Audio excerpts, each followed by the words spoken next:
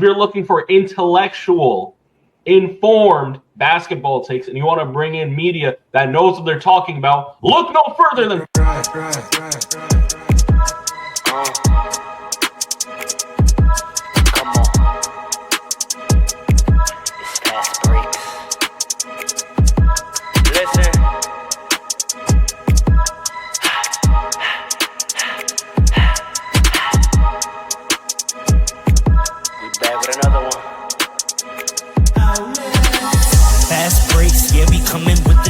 never early, never late, but we always push the pace, yeah. And we really study tape, y'all just view the highlights, man, we really watching games, yeah. You just watch from the stands, we run 3-man weeks, Paul, Dre, and Allen, yeah. Way more than a fan, we got love for the game, we don't have to pretend. Got it out the mud like you get it off the glass. I'm to run the fast breaks, throw me the outlet. Yeah, we got it out the mud like you get it off the glass. Time to run the fast breaks, throw me the outlet. We on the break, it's fast breaks. We on the break, it's fast breaks. Let's go.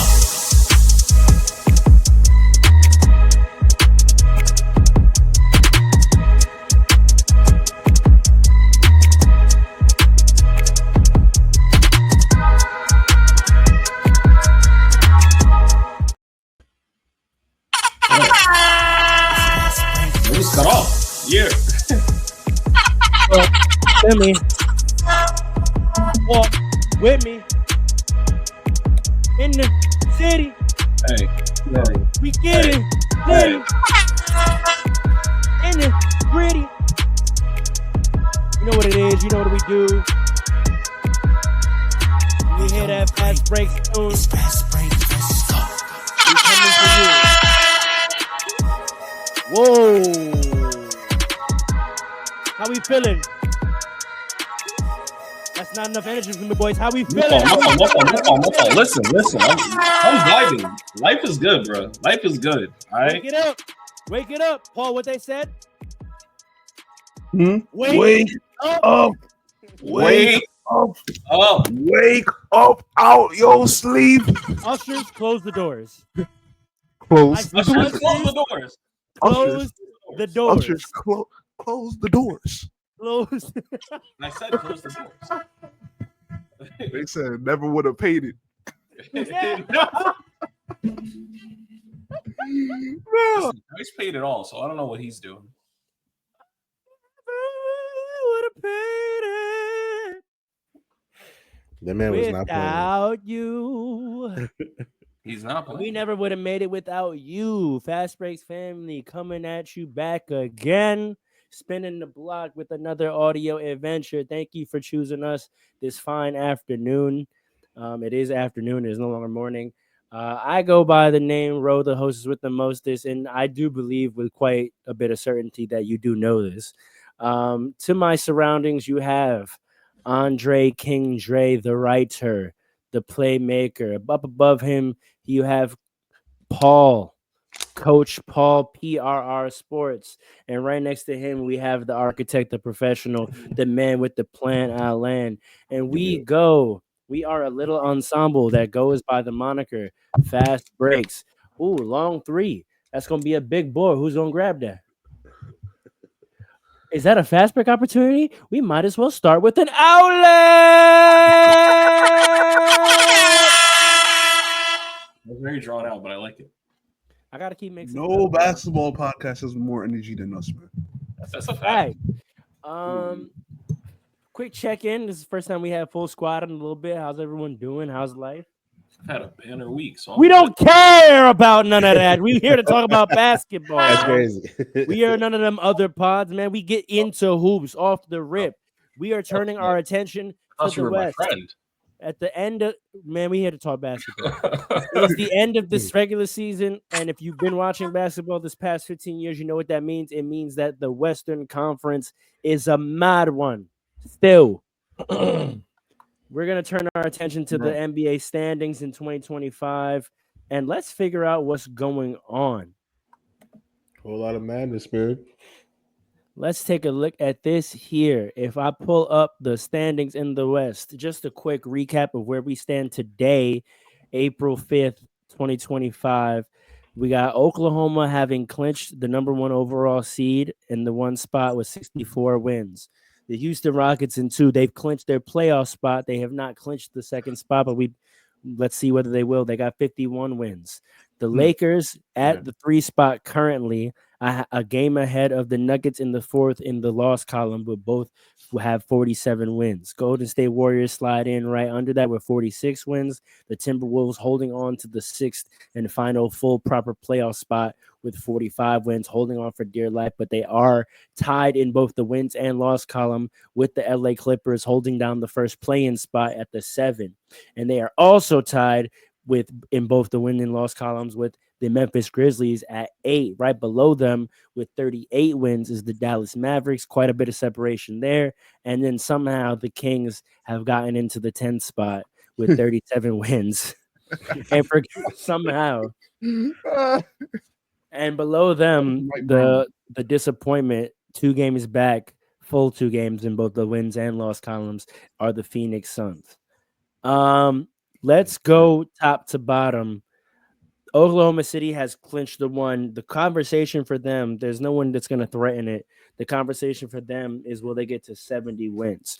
If we pull up their schedule, I'm going to give you guys the schedule, and I want you to answer 2 questions. The first question is, do you believe they're going to go for 70 wins with the 1 spot already clinched? And then if you do believe they're going to go for it, then we can talk about whether we think they're going to get it. So what's the group poll? Do we think they're going to go for it?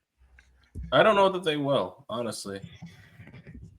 You know, when you get so close to the playoffs and you have your 3rd best player is coming off of injury and you want to rest him up probably and get him preserved for playoffs. You also want to make sure that Shea doesn't get any unnecessary, there's really no unnecessary injury that happens. He already clinched. I don't know that there's necessarily a reason to do it. There's no big historical.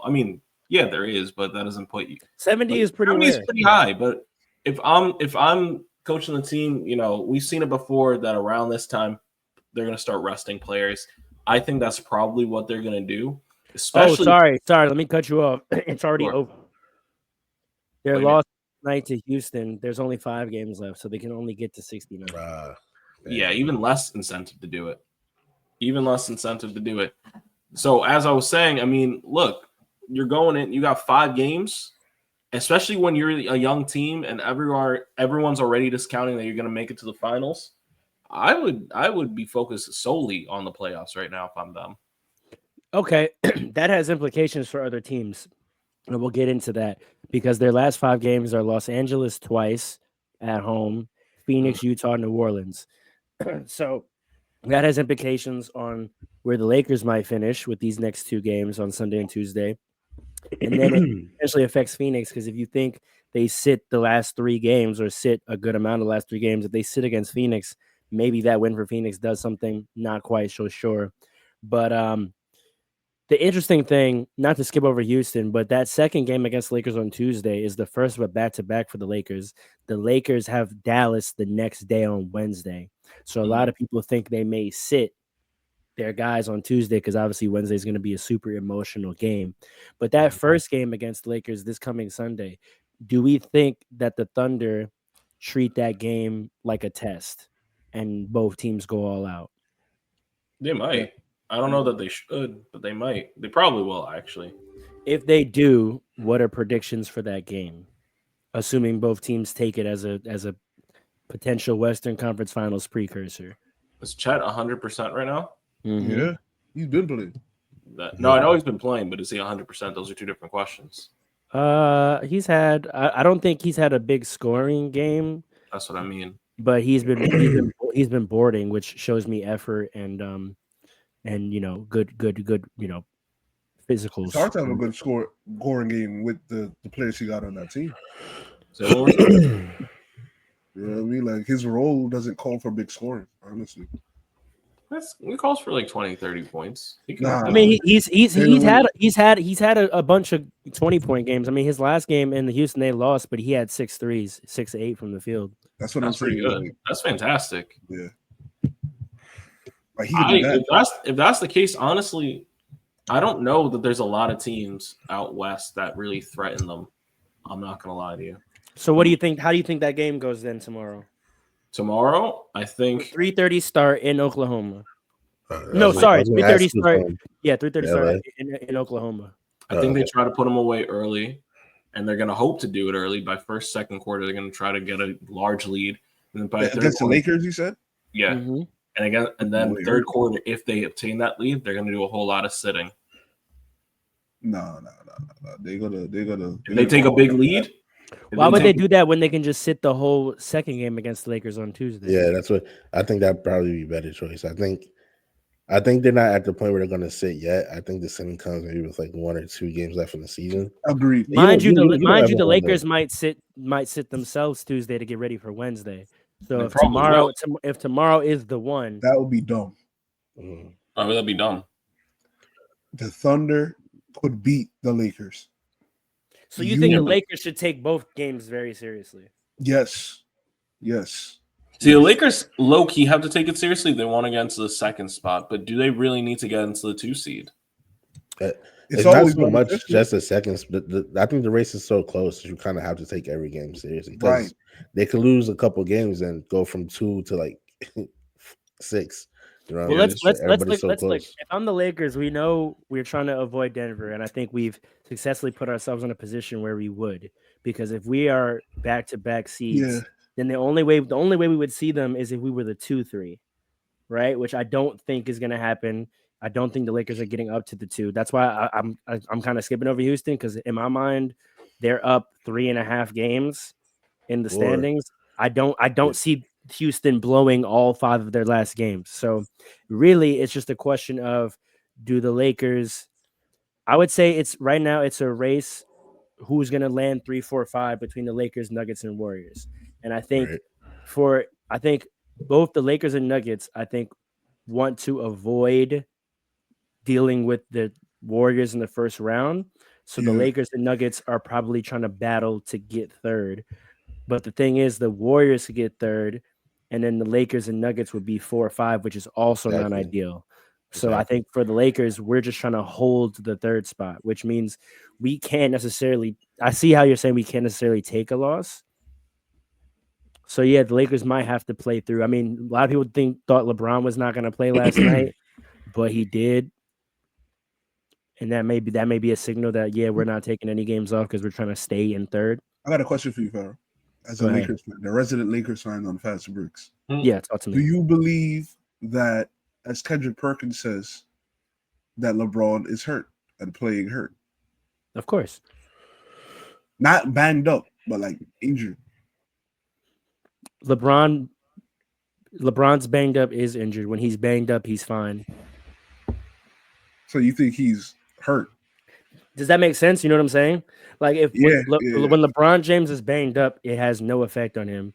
When he looks just simply banged up, it's because he's hurt. Okay, so you think he's hurt? If he doesn't play, that means like surgery is being contemplated. That's what like I have the opposite. I mean, I believe the whole March theory, but I also know that a lot of those injuries, like the last few years in March, when he talks about them years later, like he either did get a surgery that no one knows about overseas to deal with it in the off season, or he said like the doctors put surgery for that injury on the table and he said no. Like the last time he did his groin, all the doctors said you're supposed to get this surgically repaired, and he did not.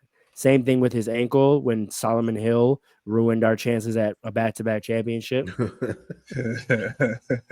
He was supposed to get surgery on that ankle. He's still currently when he popped his foot 2 Christmases ago against the Mavericks, that injury to this day still technically should be surgically repaired, and he hasn't done anything about it. So on the same leg right now, he's got the lingering foot that needs surgery, and that he said the groin this time isn't as bad as last time, but that whole leg is compromised. You think that affects their chances?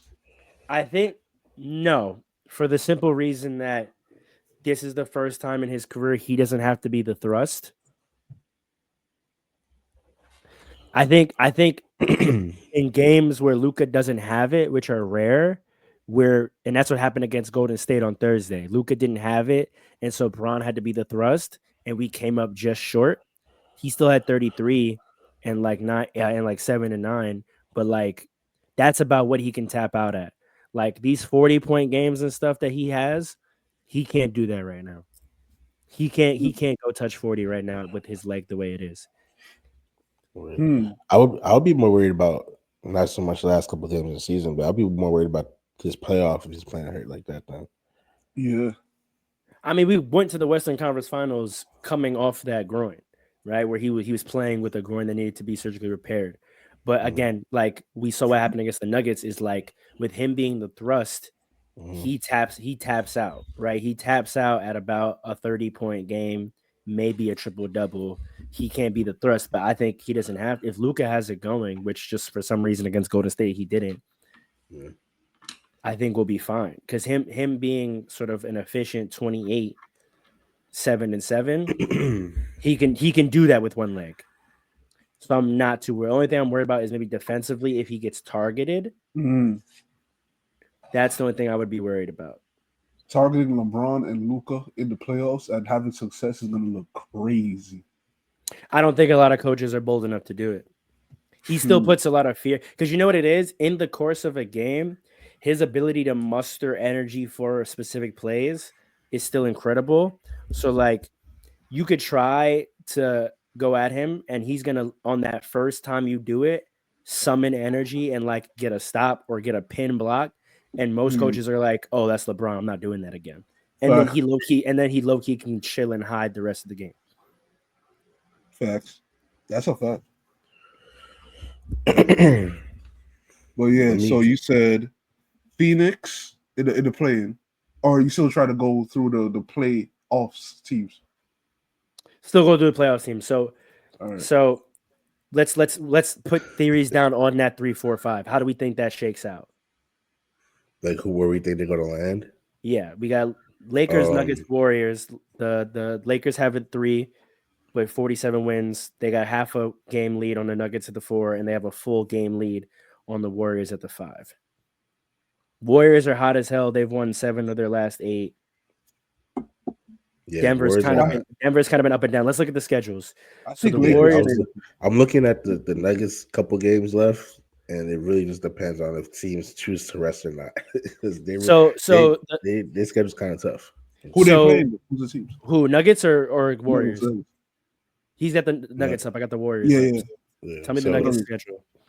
The Nuggets schedule, the last remaining games is the Pacers. They're playing Pacers in Denver. Kings in Sacramento. That could be a Sacramento. Loss. Grizzlies in Denver. And that probably will be a loss. And the Rockets in Houston. So that it's now probably be the a last 2 games. It depends on if they choose to rest or not. The Rockets might rest their team because they're probably going to have the 2 seed wrapped up. Yeah. But those other 3 teams might be still trying to fight for. They have the 2 seed wrapped up right now, in my opinion. Yeah, I think so too. The Lakers are not. The Lakers are not clearing a 4.5. I don't think mathematically they can clear a 4.5 game lead unless they win the next 5 exclusive. No, it's not happening. But Houston would have to lose all 5. I don't see that. The Pacers are definitely going to go hard. Yeah. The Kings, they're going to beat the Kings. I don't know what you. I don't know, bro. Nah, you crazy. The Kings will be fine to move up in the play-in. It depends on but depends on what y'all heard that. Did you hear that, Andre? Were you looking at? Did you hear what that man said? Russ can win or lose you a game single-handedly, bro. I can't wait. I truly cannot wait for Russ to win the Finals MVP for the Nuggets. Oh! What? What, bro? Oh. What? Let me tell you what's gonna happen when that happens. Tell us. The clouds are gonna part, and Jesus Christ will return, and the pigs will fly before the finals. That's blasphemy, bro. Is it? Okay. That's how. When that happens, that's how I know the end is near. Are you talking about the finals? Before the finals? No, I'm talking about once Russ wins Finals MVP. It's that's blasphemous. That is blasphemous. That's blasphemous. It's crazy. Yo, it's over. Andre, I want to get your take to that Timberwolves game. I've been waiting all week. To the Timberwolves game? I don't want to talk about it. That's. I have nothing to say. What do you want me to say? Speak to this man's ability to absolutely kill his team's morale. I don't want to talk about that. I don't want to talk about this. Why? Do we have the clip? Do we have the clip? We have the clip. The emotional roller coaster that Denver Nuggets bench went on in the span of 30 seconds. The thing is, Russ plays with so much heart, and he infuses so much heart into his teammates. And when a play like that happens, you can't help but be crushed. Simultaneously, when he makes a fantastic or great play, it elates everybody in the entire arena. Like it's just electric. That just tells you the kind of impact he has as a player and a person. But overall, this isn't. Yes, it was not a great game, but I think people on social media blew this up. I really do. What? Yeah, hell yeah. Brother. It's not like he lost them. People are acting like he lost them the NBA Finals, man. This is crazy work. It was one game that made no difference to the Timberwolves, and it really made no. Yes, it. All the games make a difference. We're currently discussing how the Warriors are on their ass, and if the Warriors get home court for that first round, the Warriors on whose ass? The Nuggets. I said it made no difference for the Timberwolves. You said it made no difference for the Timberwolves or the Nuggets. No, I didn't say or Nuggets. I just said Timberwolves. Well, what do we care about whether it makes a difference for the Timberwolves? The Nuggets are who we're talking about, right?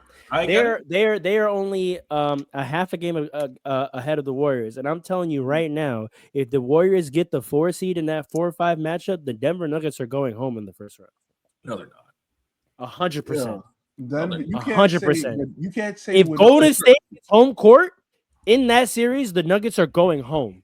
Yeah, I think you don't rate the Nuggets enough. Because who the hell is guarding Jokic on the Warriors? It don't matter, bro. It don't matter. Well, hold on. I'm not saying I agree. Yeah, go ahead. Pharaoh, you remember what you said might be Joker's issue in the playoffs? I was hoping you bring this to me because we saw it. That man went and got 60. I've seen him now do it. I liked it.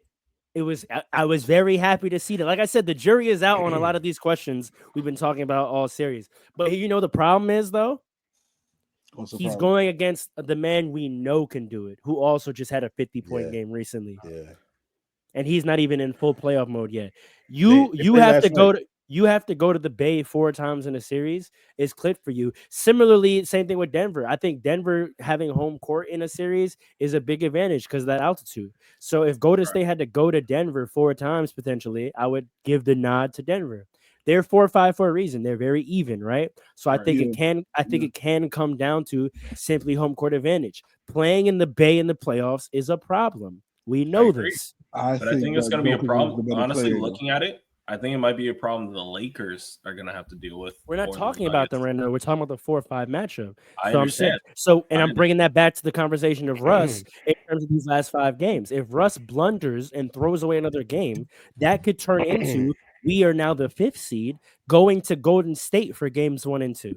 Okay, you're acting like he's automatically gonna blunder. He could also win them a game. He's won them a number of games this year too. That is true. That is true. See, this is what I'll say, right? He's a blessing and a curse. All I'm gonna say is this. He's historically been a player that when his team has been faced with a bad playoff seeding or not even making the playoffs, he kicks it into a higher gear. That is possibly his most consistent trait. Does that help them though? How does that help them? No, I'm saying does that help them? Because again, yes. I think when Russ is too important on your team, it spells danger because the entire game hinges on whether or not he plays smart or bad, and that's scary. No, for real. Listen, I've been through it as a player. I've been through it. Ask the Clippers, ask the Rockets. When the game hinges on whether he's smart or not, you as a fan don't feel secure in that at all. This is what I say though. What Russ did in that game was a throwback to young Russ. We have to give him more credit for being smarter in recent years. He's pushing 20 years in the league. Like we could give him a little credit for being a smarter player and that not being the norm as much as it used to be. I think both LA teams and the Rockets would beg to disagree. I don't know if the Clippers would agree. I don't think the Clippers feel this way about him. Y'all would. The Lakers would, but I don't know if the Rockets feel that way about him. Why are you even pooping yourself? And why didn't they re-sign him? Why didn't they re-sign him? He didn't re-sign. He left the Rockets. They didn't choose. No, I'm talking about Clippers. He also left the Clippers. He didn't stay. He left. They didn't offer him a contract, bro. I don't know if that's true. It's a fact. I think the Clippers were going a younger direction, and they didn't. But they didn't. But they didn't. No, they did. They just didn't think they were going to be this good. They didn't though. They gave Kawhi an extension, and they re-signed Harden. When did they give? And then they went and got PJ Tucker. What are you talking about? They got younger. Did you say younger? They didn't get PJ Tucker. Where's PJ Tucker currently? He's on the Knicks. On the Knicks. He was there at the beginning of the season. Though. Yeah, he got traded. Don't do that. He got traded. He got traded to the Clippers. Yeah. He got traded. He got traded from the Clippers. Yeah, he got released from the Clippers and then from the Clippers. Yes. Even worse. Yeah, they just let him go. But I'm talking about to start the year. If we're talking about their summer decisions, their summer decisions was not to make a younger team. I think but the rest of their team outside of Norman Powell, who isn't that old. Well, no, he's up there. He's like 30. Their playoff rotation is not young. Let's be real. But no, of course, but the rest of the team is. I think they didn't want. But we're talking about the playoffs, right? So their playoff rotation is not. We're getting off the point. We're not really here to talk about the Clippers. We're talking about the Nuggets, right? So, but I don't think it's not that worried. But they did go in a different direction. They didn't go in the younger direction. They got rid of Paul George. Yeah. And I'm saying the different direction was as many old players. They got younger players on the bench now that actually get minutes. Let's put that point aside because it's tangent, right? All I'm bringing up, and I think we can agree on this, is that I don't think we all feel super secure that the Nuggets hold on to that fourth spot. That's not true. Right. No, I agree with that. I feel very secure. If anything, I feel specifically with the Lakers' next few games, I low-key see the Nuggets taking third. Well, let's talk about it. We got Oklahoma City twice. We just talked about that. Oklahoma may only take one of those games seriously. Right? Dallas obviously is an emotional game, but I think Luka going back to Dallas, I'm predicting a 50-point triple-double, so that's a win. I'm booking that right now as a win. I'm sorry. I just you don't see Kyrie where he gets Kyrie's not playing. Kyrie. I said, Kyrie, y'all got it. Right? They got anything. They don't got to. I think AD playing against LeBron for the first time is going to be an issue for him. Weird. Especially if he has to guard him. That's not going to go well for the Mavericks. The Mavericks aren't nice. Half their team is injured. They're going to lose. Right? He's playing just because he wasn't showed the Dallas. So the next three games. That's injury prone. So the next 3 games, that's 2, potentially 3 wins, right? And then the last 2 games, Houston, who we said might sit, right? Because they got the second seed wrapped up, and then Portland. So it's very possible the Lakers sweep their next 5, and at the least, they can go. I think they're going to go 3 of 5, so they can win anywhere 3 to 5 of their next 5. I just want to double check it. The Nuggets have a harder schedule, like easily. Yeah. And then if we go to the Warriors play Houston tomorrow. I think both teams play hard that game, but they're at home. So I'm taking Golden State, especially again because they just won their last 5 in a row, and they've won 7 of their last 10. Right? Good game. Yes, but I think they win that. Then it's Phoenix. They're getting Phoenix the fuck out of here. And then it's San Antonio, Portland, LA. LA might be interesting because LA is still in the hunt to try to get out of the play-in. But San Antonio, Portland. So I see. Yeah, I think it's the same thing. I think both the Lakers and the Warriors can potentially sweep their last 5, and at the minimum, I believe will win 3 of their last 5. And what do we say of the Nuggets? They win maybe 2 of their last 5. Well, they have 4 left. I think you can lock in 2. Kings and the last Give game. me the schedule again, Alan. They got Pacers, Kings, Loss, Grizzlies. You think they're beat? Hold on. Let me just go through it. Pacers, last loss. one's the Rockets. Oh, Pacers, loss. Kings, Win. Stop it. Win. Okay, I'll give it. Win. Grizzlies, loss. No, not Rockets. What is wrong with you? He doesn't respect the Nuggets this year. You know this. I'm gonna give a win against the Grizzlies. They could beat the Grizzlies. I think they're winning all 4 of those games. They could easily win all 4 of those games. They can win all 4 of those games. Will they? Let's be real though. It's playoff time. We're doing predictions. I am affirmatively predicting they will not win all 4 of those games. 3 out of 4. They beat in the Pacers. Okay, so watch this. So let's do it. Hold on, let's do it with the standings, right?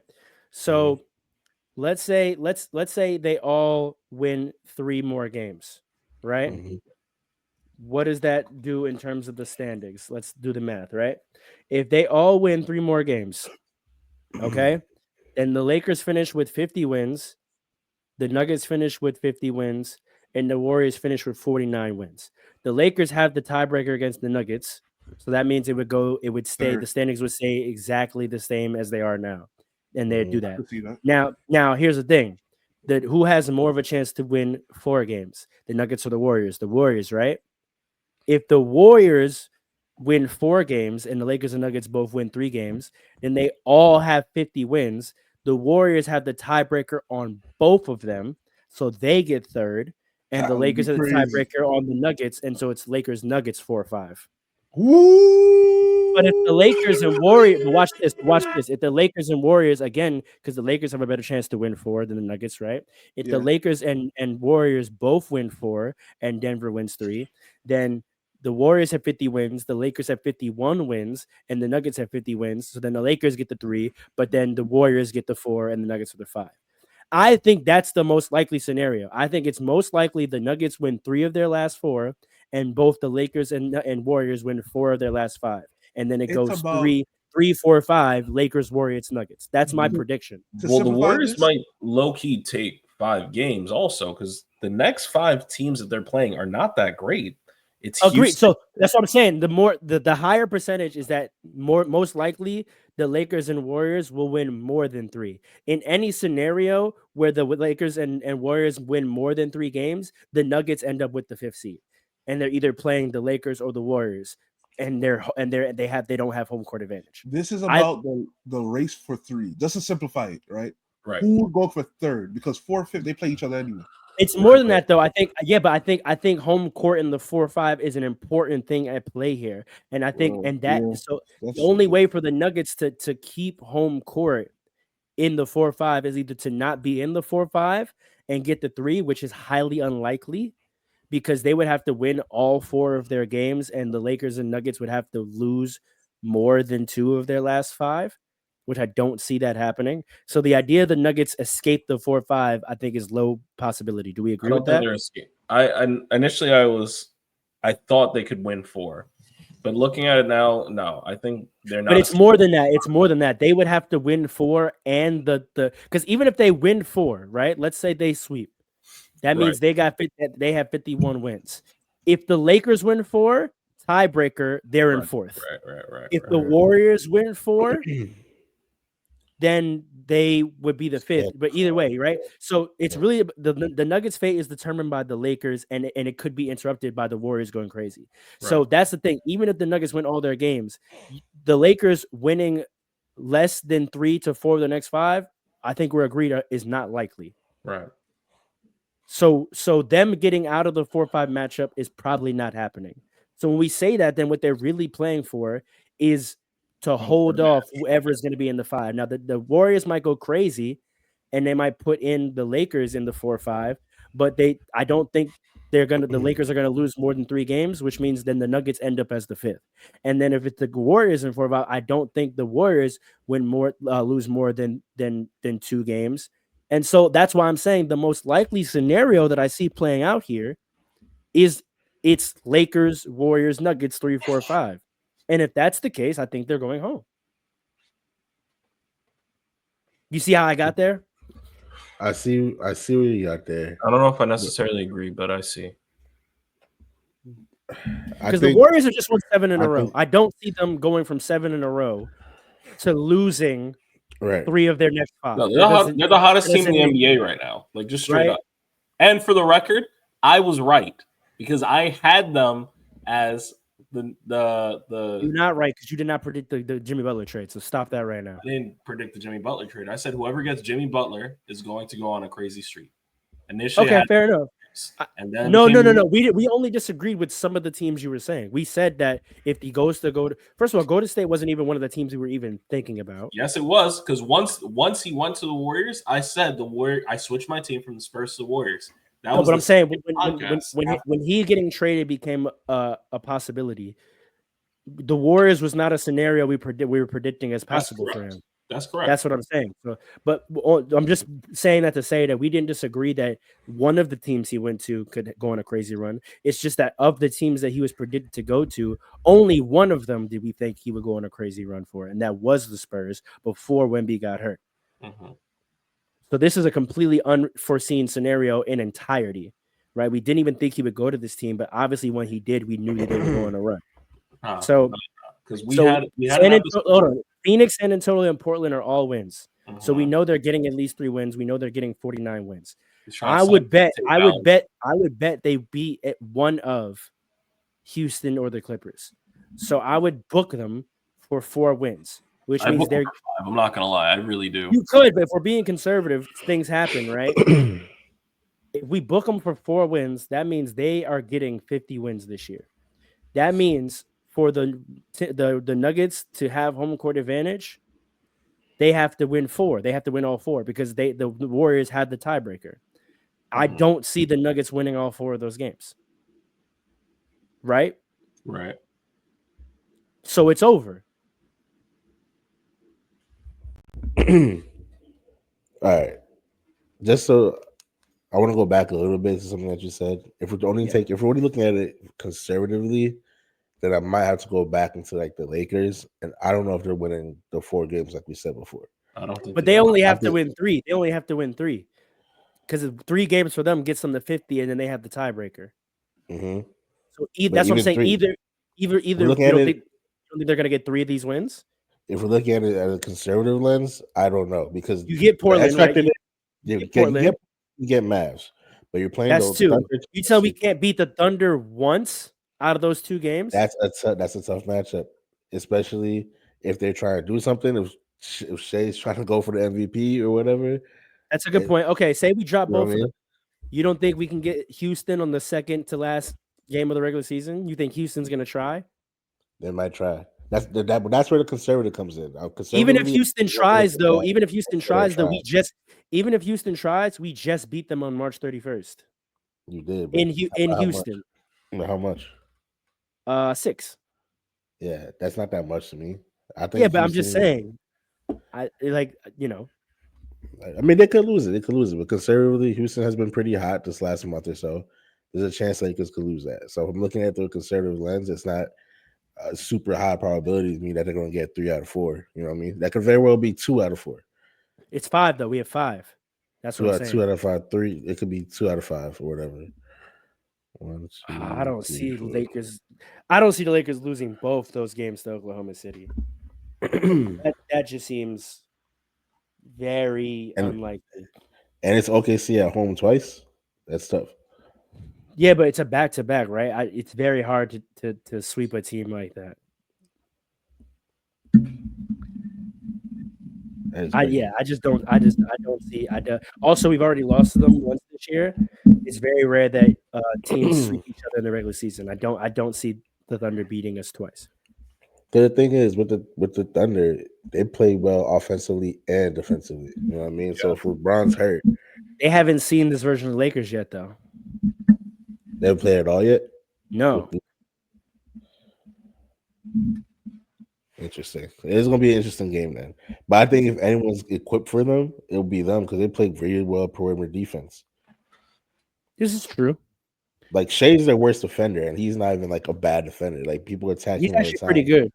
Yeah. He is. I agree with you. I agree with their premise. I think I'm just moving out of like what's possible, and I'm making predictions. Like my prediction is that the Lakers get at least 3 of their 5 games, and if they do that, then they're relatively safe because they're gonna have the tiebreaker. So even if they fall into the 4 or 5 with the Nuggets, they're gonna get the 4. Now we don't want to see the Nuggets. That would be a terrible situation for us. But in terms of just evaluating the Nuggets, I'm saying the outlook for the Nuggets is probably the 5. That's fair. But even like I don't necessarily agree with you that they're automatically out if they're the 5 against the Warriors, but I think that's worst case scenario. I'm telling you, I don't think they have to worry about the Warriors in the first round. I think it's going to be Lakers Nuggets first round. Warriors are just they better hope so. That's their hope. Their hope is that the Lakers fall into the 4 or 5. But also, again, I mean, I think us getting home court advantage, we've never had it against them before. That might make a difference as well. I still don't want to see it. I'm terrified to see it. But that's also why I don't think the Lakers, because I think the Lakers are doing the same math we are, and they know every win keeps them away from the Nuggets in the first round.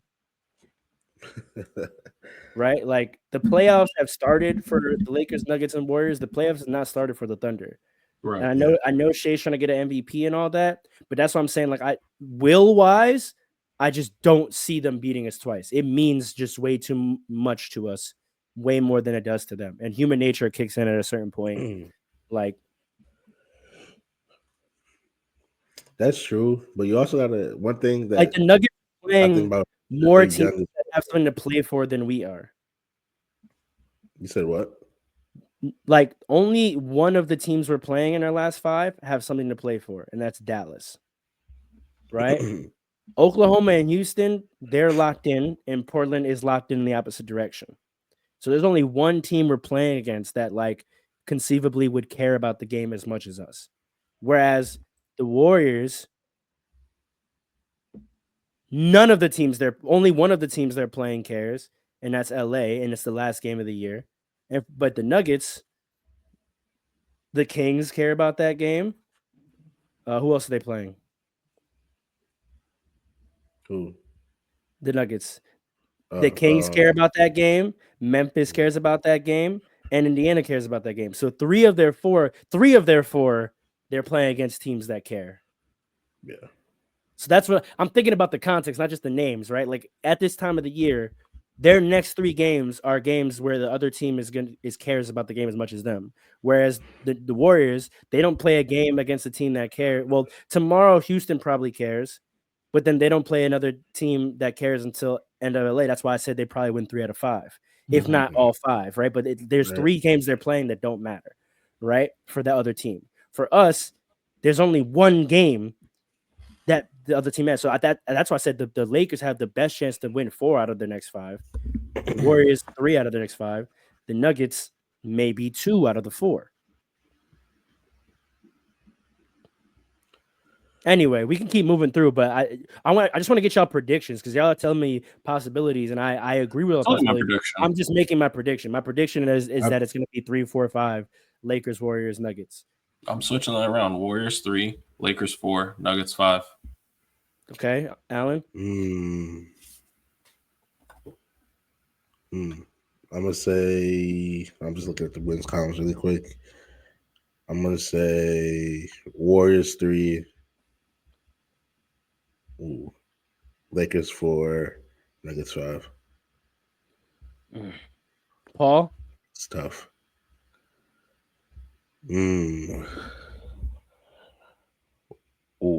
That's tough. Paul, you there? So just to be clear, because what you guys just what that means. So you guys think that you both think the Warriors win 4 of their next 5. Yes. Yeah. I think pretty easily. So you think the Warriors win 4 of their next 5. Which wins do you have them? So do you have them beating Houston tomorrow? I do. The Warriors, yeah. You have them beating Phoenix. Yes, I do. You have them beating San Antonio. Yep. You have them beating Portland. Yep. And then you think they lose on the last day of the season against the Clippers. I think they're going to win, but being conservative, so you have them winning all 5. I have them winning. You have them winning 12 straight games to end the season. They are on fire. They are the hottest team in the NBA right now. 12 games is a lot. 12 games is a lot, but I said this in the beginning of the year. We've all talked about it. Give Stephen Curry one other All-Star, and you see what's been happening. This man has been unstoppable. No, I got you. Alan, just one All-Star. Alan, what about you? Have them winning all 5? 4 out of 5. I think if they lose any, it's going to be that Clippers one. Yeah, of last game of the season. Yeah, but that doesn't mean that. Now, why do you say that? It's very possible. Why do you say that? Because that gets us to the 6-7, where the Clippers and Timberwolves are tied right now, and they're fighting to get out of the play-in. You think the Clippers? You think the Clippers? I think the Clippers will be more desperate. More desperate. They're very good offensively. I think they have just enough like offensive, potency to outplay the Warriors, who may at that point be already like settled in. Yeah, and I just think you don't give Houston any chance to beat them tomorrow. Phoenix. I was actually going to say. Houston. You don't give Houston any chance to win tomorrow night. No, they definitely have a chance. But if I'm going off based off matchup, if I have based off matchup, I think the Warriors could take them out. I don't think they have anyone that could guard Steph. I think defensively they match up against Houston well with Jimmy Butler and Draymond Green. You don't believe in the top 10 twin over there? Well, here's the thing. We skipped over Houston, but Houston's schedule is actually the most interesting thing. Their next 4 games, every single game matters to that team. Yep. They go Golden State, LA, Denver. Hey, oh wow, that's a tough swing. They could lose those 4 actually. If they don't lose all 4 of them. Or they could win all 4. It's similar. It's the same thing. It's a similar conversation to the Thunder, right? Where it's like there's 2 ways to go about it. We have the second seed locked up, and all these teams are going to be fighting to the death. Do we cash it in and rest up, or do we view this as playoff testing and go for all these games? Where do you think Houston's mindset is with that? Do we want to go all out against these 4 teams that are fighting for their life and potentially tire ourselves out for the playoffs, where the first round we're going to have to play either the Clippers or the Timberwolves, or actually whoever wins the play-in? So we could play any one of the Clippers, Timberwolves, Grizzlies, Mavericks, or Kings. That's our first round. The Thunder are so good. They're so deep that not going. We're talking about Houston though. Oh no, Houston got to go all out. They ain't proven. They have no choice. they ain't proven nothing yet. The Thunder is different because we're talking about Houston though. So because Houston, they have to go all out. They ain't proven nothing. They got to prove to themselves. So that's what I'm saying. So okay, if I agree, right? So if Houston has that mindset as like these are 4 teams that we're gonna have to go through 1 to 2 of them to get to a conference finals, right? As the 2 seed, right? Mm-hmm. Which of those games do you think they win? Golden State, LA, Denver. I don't think they could beat Denver because they don't have anybody to even touch Jokic.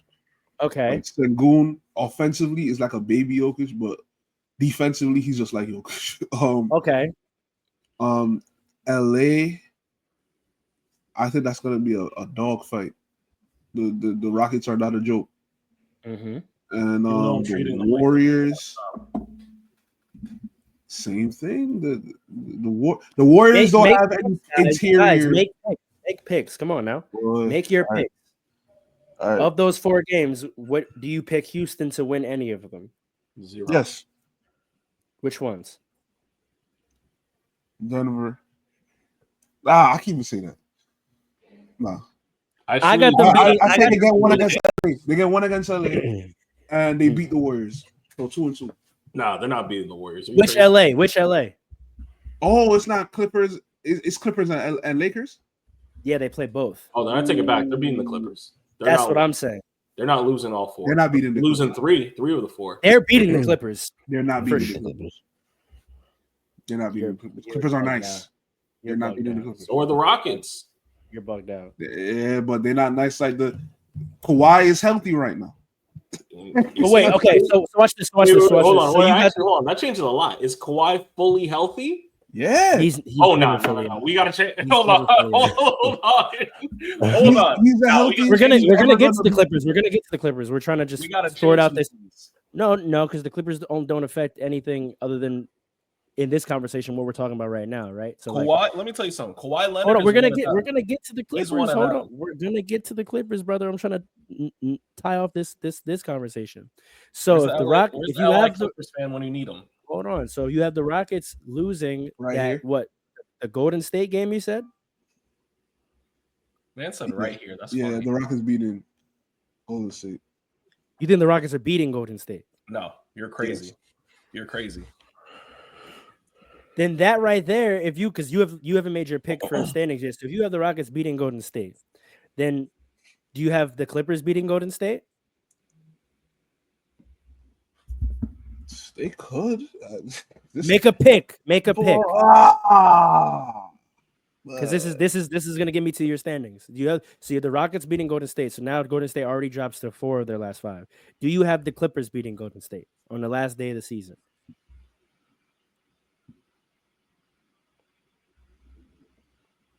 No. Come on, coach. What do you got? No. No? Okay, so then you also have the Warriors winning 4 of the next 5, which puts them at 50. So you got the Warriors at 50 wins. We go to the Lakers schedule. Do you have them beating Oklahoma City either time? The Lakers. Oh my God. This is what we do. Come on. See, if I make a pick, I'm not gonna believe it. I'm letting you know right now. Just tell us. I just want to know. Right? I'm hedging my bets. I know what they two have in the standings for now. I just need to get you. Do you have the Lakers beating Oklahoma City either of those 2 times? I give them one. Just. I just think that's smart, right? It's. I just think it's a crazy bold take to say they're gonna beat us both times. But right, so you have them. That's not crazy bold, man. I think it is, given the context. But so you also have them winning at least 1, right? You have them beating Portland, so they're at least 2 out of the next 5. Do you have them beating Dallas? Yes. 3 of their next 5. Do you have them beating Houston? Mind you, we just beat them. The Warriors? I mean, the Lakers? No. Yeah. Right. So that means we win 4 of our next 5. So you have the standings like I have them, which is Lakers 3, Warriors 4, Nuggets 5. Yeah, I mean, I'm not confident in the Warriors or the Nuggets being 4 or 5, but I know they're going to be one. I said from the beginning of this episode. Well, we did it to the math, right? Based on who you think. No, I know. Yeah, that's how I'm just saying.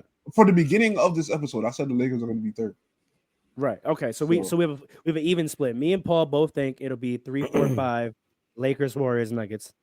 Alan and Dre think the Warriors win 4 of those 5 games, if not 5, and get the 3rd spot. And then the Lakers and Nuggets are. Yeah, I think this Houston conversation is the difference. Me and Alan see Houston beating some people in these last 4 games. Houston's a good team, man. The West is so even, man. The West is so even, except for the Thunder. But then the Thunder are just, the only thing is that people don't believe in the Thunder because they're so young, and SGA hasn't proven anything. Let's move further down.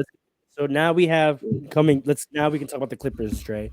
We have the Clippers and Timberwolves and Grizzlies. Another 3-way, 3-team situation. 6, 7, 8. 2 of these teams. Okay, but they're tied and they have the tiebreaker right now. So 6, 7, 8 necessary. No, let's just do it. Timberwolves. Let's pull up their schedules. Timberwolves, and this one's even better because they are all literally tied. So tiebreakers are already in effect, right? Right now, the Warriors technically are still chasing. Yet we have them. Some of us have them jumping over both teams. Me and Alan do not. Me and Alan have them jumping over one. We go Timberwolves, Clippers, and who did I say? Grizzlies? Yeah, Grizzlies, all absolutely tied. Currently, the tiebreakers work out that the Timberwolves get the 6, the Clippers get the 7, and the Grizzlies get the 8. If we pull up their schedules, let's start with the Timberwolves. Their last few games are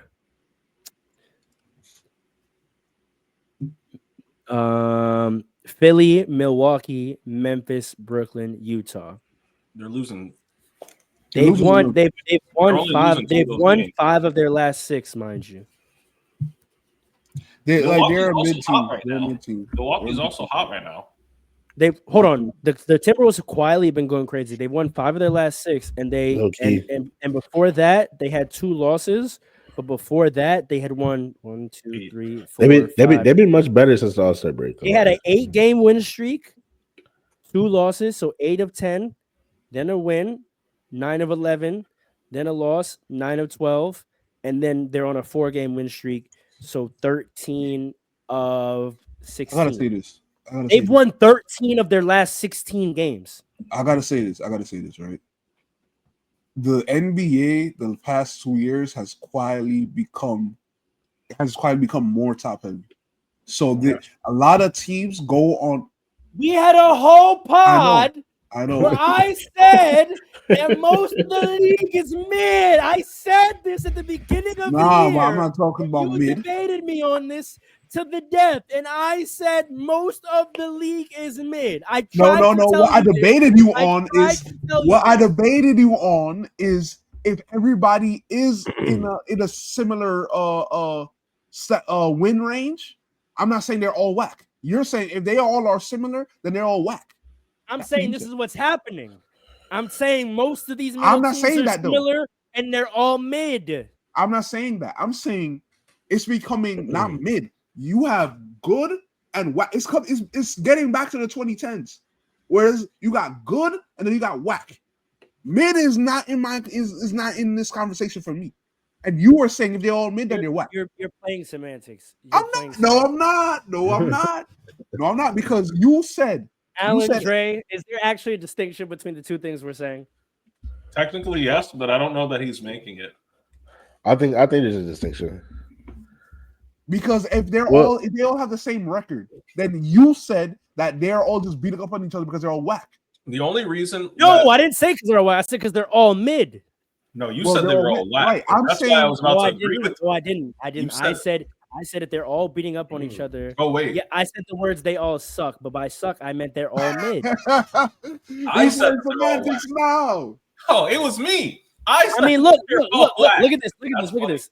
I said back in the day it would be like 2 60-win teams, a 50-win team, and then everyone else would be like low 40s, right? Look at how it looks right now. You have a 64-win team who's going to finish probably with like 67 wins, maybe. You have a 51-win team who's going to probably finish with 53. And then you have 47, 47, 46, 45, 45, 45, 45. I don't think most of those teams are whack or mid. I think the Timberwolves down are all mid. The Timberwolves are which seeding right now? 6. Yeah, I agree with that. And then the Lakers, Nuggets, and Warriors, while today they aren't mid, the evaluation of their regular season, for most of the regular season, those 3 teams have been mid. But they're not mid. Which is why their record looks the way it does. They're not now mid. we got a stimulus package where the Warriors made a trade and the Lakers made a trade. Whatever. The Warriors made a trade and the Lakers made a trade, and now they're not mid. And so we guess look what, at though? If they didn't make those trades, they would be whack, which is what I'm saying. They would be mid. They would be whack. No, because the Lakers before the Lakers would be whack. The Lakers are not. The Lakers before the trade were exactly where they are now in the standings. Well, okay, so I don't want to hear that. Not the Lakers. The Warriors. The Warriors would have been whack. Yes. 100%. Yes, the Warriors went from whack to nice, but the Lakers went from mid to nice, and the Nuggets have been mid the whole year. The Nuggets are nice. They're mid. Their record shows they're mid. They're not mid. They got better over the year. They got better later on in the year. This is what I'm saying. You don't respect them, but like, watch the Nuggets. They could go to the finals too. What really happened is the bottom half of the West and the bottom half of the East completely fell off, and so now we're probably gonna end the season with 6 teams in the West having over 50 wins, which is crazy. Yep. Yeah. Which is what I'm trying to say. Like, then I don't think that means they sorry, not 6-5. The top 5 teams in the West are all gonna probably have 50 wins. So now you got nice and whack. Which is my point. Like, it's getting back to that level where the separation is much. But if we go playoffs, we can't call it top heavy if there's 5 teams with 50 wins. If we're talking about playoffs, in overall conference, yes, top heavy. But if we're going playoffs, that's what I'm talking about. If we're going but of course, but like if we go, but I'm saying that for a reason though, because you brought up the Timberwolves, right? And I'm saying 13 of their last even 6. the Knicks, even my Knicks, we beat up on a lot of bad teams. And people, when was it in February? People were like, oh, watch the Knicks. I'm saying there's enough teams in the league now where you could beat a few good teams in there, but then play a lot of mid to whack teams, and it'll look like you went on some crazy run. But really, it was mostly whack teams and then maybe a good team here and there. And then those losses that they got, probably good teams.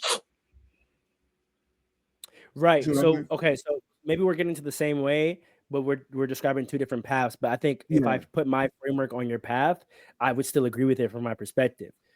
Okay, so there's what I'll say then is that there's 1 or 2 great teams, a pack of mid, and then trash. And all the mid look good because they're beating up on the trash. So you're right. It's not that all the mid teams are beating up on each other. All the mid teams are losing to the great teams. All of them are losing to the great teams and beating up on the trash. And so they all look good, but really there's just a solid fat pack of mid in both these conferences. 3 to 6 in both conferences are all mid. 3 to 7 are all mid. But because 8 through 12 suck, the mid all have good records because they just been beating up on the trash. Because we have a team like the Jazz who've only won 16 freaking games. And the Wizards. Wizards who've won 17 and 19 games, right? Wizards look like the New Jersey Nets. Now you say that to say what, right? Because we're talking about. Hold on, we say that to say what? Let's get back to the question at hand. Timberwolves 13 of the last 16. Okay, but let's apply it. Okay. Philadelphia, Milwaukee, Memphis, Brooklyn, Utah. That's 3 wins. At least. Who's the third? You think they're beating Milwaukee that easily? Philly, Brooklyn, Utah. Okay. Yeah. And then they got 2 tests in there with Milwaukee and I think they might lose those, but they might not because let's see who they beat who's been good in this 13 to 16. They got to win against Denver. Watch this. They got to win against Denver. That was Russ. That was the Russ game. Mm-hmm. They got to win against Detroit. They got to win it. They got to win against Orlando. It's all right, team. They got to win against Denver again, and this one wasn't even close. They got to win against Miami, who's been hot. And that's it. So they got 4 good wins out of their 13. I think we're probably all agreed. I think I'll pick them to lose against Milwaukee and Memphis. It might be tight. Maybe. Be tight. Milwaukee. They're losing that game. Yeah. Okay, so if they win 3, then they finish. It depends on Giannis if he hits his mid-range. Sure. Rudy Gobert. I'm making a pick. They win 3 out of 5. Does someone disagree with that? I disagree. You have him winning less. Dame is out too. I don't know if that makes a difference. Giannis just had a freaking. I know. Giannis is moving right now. Yeah. Yeah. He said, so "This is what you really want to see." You got them winning 4. 3. Nah. Let me see. Yeah, 3. Wait, let me see. Dre, you got him winning 3. Might win 4. Who? Timberwolves. Who do you got? Who's the 4th? Who's the 4th win? Memphis. It could be Memphis. No, wait. Are you picking it? Are you? Hold on. They're playing Sixers. They still have the Sixers left today. Bucks, Grizzlies, Nets, Jazz. So they could be. It can be Sixers. What's your pick? We all have a 3 and 5. What is your? I'm trying to figure out. I'm gonna say Grizzlies. They can beat the Grizzlies. They could. They could. Are you picking it? Yeah, that's what I'm just trying to tell you. All right, then say I pick it. I don't want to hear they could. Say I pick I said I picked the Grizzlies. They could definitely do that. Yo, Memphis really fell off. They were number 2 at one point. We'll talk about it. They're in this little 3-team conundrum we're talking about. All right, so he's got them winning 4. We all have them winning 3. Okay, so let's keep that in mind. That so the Timberwolves are having 48 to 49 wins. The next team under them is the Clippers. Their last 2 games, we've been talking about them already. We got them winning some of them, right? They got Dallas, San Antonio, Houston, Sacramento, Golden State. Say that again. One of those except for Golden State. Dallas, San Antonio, Houston, Sacramento, Golden State. Remember, you already all have made picks of some of these games already. Let's not forget that. Right? I believe, Paul, you picked them to beat Golden State that last day, did you not? Yes. Right? Wait, no, the Clippers. The Clippers. Yes. Okay. I also believe you have Houston winning their game against the Clippers, correct? Yes, yeah. All right, I just wanted to make sure we keep that consistent. So then starting with you, so you have them right now winning one of those 5. How many more of those 5 do you have the Clippers winning? When you look at Dallas, San Antonio, and Sacramento. 4 out of 5. You had them beating all 3 of those teams. Dallas, San Antonio. You name 3 of the wackest teams. I agree with you. Okay. So all right. So they're gonna win 4 5. So then for me and you, that means we have the Clippers getting the 6. Yeah, the Clippers are nice, but people sleeping on the Clippers all year. I agree with you. Now they're better than when they had Paul George. You other 2 gentlemen, I want to remind you of what the picks you made. You have them. You heard that. You have them beating Golden State that last. I mean, sorry, you have them losing to the Golden State team, and you have them losing to Houston as well. Is that correct? Me or Alan? You and Alan have the same picks. Oh, we do. Yes. When I said the picks for Houston, I did not realize that Kawhi Leonard was fully healthy. Hold on.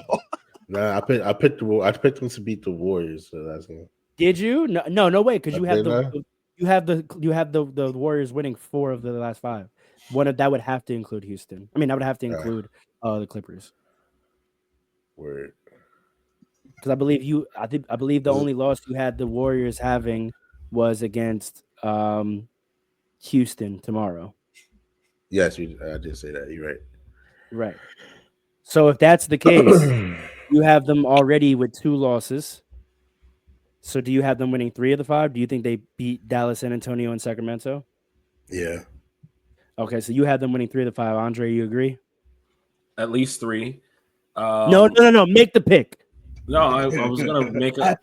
So I don't get to speak. I don't get to. We're not. My thoughts be known. There's no at least. There's no could. We're making picks. They're winning 3 games for sure. No. Make the pick, brother. What are they winning? They're winning 4 games. They're playing basketball. Who are they beating? They're beating everyone but the Warriors. So you're now going back on your pick, right? Because as you're having them beat Houston. Because I did not realize Kawhi Leonard was back. That changes everything. So you have them. Alan, I forgot. You had them 4 out of 5 as well, right? Yeah. Okay, so you have them both 4 out of 5. That would put them potentially tied with the Timberwolves, in your opinion, which would give the Timberwolves the tiebreaker, and so they stay at the 7. So far, me and Paul have the Clippers getting the 6. You have the 6 and 7 staying exactly where it is. They both win 4 games, and it is what it is. Clippers they're not going to be. Well, no, you. Wait, sorry. You both had the Timberwolves winning 4 or 3? I had them winning 3. So you also I had the Timberwolves winning 4. Right. No, sorry. Me and Paul had them winning 3. So you both had so you had the Timberwolves winning 4. You also had the Timberwolves winning 3. I'm talking to Alan. Alan has the Timberwolves winning 4, but he also has the Clippers winning 4, and therefore he has the Timberwolves staying in 6. Me and Paul have the Timberwolves winning 3 and the Clippers winning 4. And so we have the Clippers getting the 6, and that's also what you have, Dre. Yes. Okay, so right now, only person that thinks the Timberwolves keep the 6 is Allen. Yes. When it comes to the Grizzlies have the same exact record as well. Looking at their last 5, they have Detroit, Charlotte, Minnesota. Obviously, we talked about it. Denver and Dallas. We all have them winning. No, me and Paul have them losing to Minnesota. Yes. No, me and Paul have them, losing to Minnesota. Allen has them beating. No, sorry. Allen has Minnesota winning that Memphis game. Yeah. The rest of us have the Minnesota losing that game. Yes. Right. Okay. So if we go from the perspective of losing it, because that's the majority, that's already 1 loss. How many other wins do they get? Do they get any wins? They get. Do we have them winning? Max. Who? Charlotte and Dallas. Yeah. Paul, you agree? Yeah. Say that again. Pistons. Hold on. Pistons are winning. You had them beating the Pistons? You're crazy. They might. Wait, who we talking about? Memphis. Grizzlies. Hell no. All right, read the schedule over again. Detroit, Charlotte, Minnesota, Denver, Dallas. You already have picked that they're going to win the game against Minnesota. We also picked that Denver's gonna win already too. Yeah, I picked Denver too. Yeah, I think I picked Denver too. So that's 1-1, right? So how many more wins did they get? They got 1 of 5. Didn't I say that Denver's beating them? Yes, that's 1 loss. But we both picked that they would beat Minnesota. All 3 of us, except Allen, picked them to beat Minnesota. So that's 1-1. So of the other 3 games, yes, so 2-1. They're beating Dallas. 3-1. So now it's, do they beat Detroit or That's just Detroit. Because that's 5 games. Yes. Do they beat Detroit? Do the Grizzlies beat Detroit? I say hell no. Dre? Do the Grizzlies beat Detroit? I say it's absolutely not. Absolutely not. No, y'all are wild. Damn, it's absolutely Detroit. not for y'all. Yeah. Detroit's nice. Detroit's also Detroit is nice, but they're not that much. Like they're equal to the Grizzlies. No. That's what I was saying before. Memphis has had a crazy fall off. I don't believe it's not that crazy. It's not that crazy. It's pretty crazy.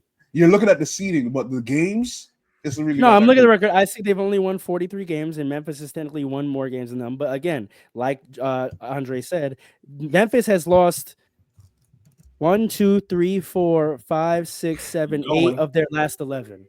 It's not good. They've lost 8 of their last 11. I think that it took a game winner for them to beat Miami last night or 2 nights ago. Do I think they're going to Detroit to beat Detroit? No. I'm picking Detroit, but I still think it's going to be close because Detroit doesn't have the offense that the Grizzlies have. Yeah, I think it's close. I'm not going to go in there and blow Detroit out. Because Detroit doesn't have the offense that the Grizzlies have. But Detroit is one of the best offensive teams in the league. Correct. So I think Ja is going. I think with the playoffs coming in a week or a few weeks, he's going to be. But that hasn't meant anything. He's had 36, 30, 26, and they've lost. Except for Thursday night where it was a game winner. He had 44 against Cleveland and lost. 44 against Cleveland? Yeah. So who's the problem? Desmond Bane?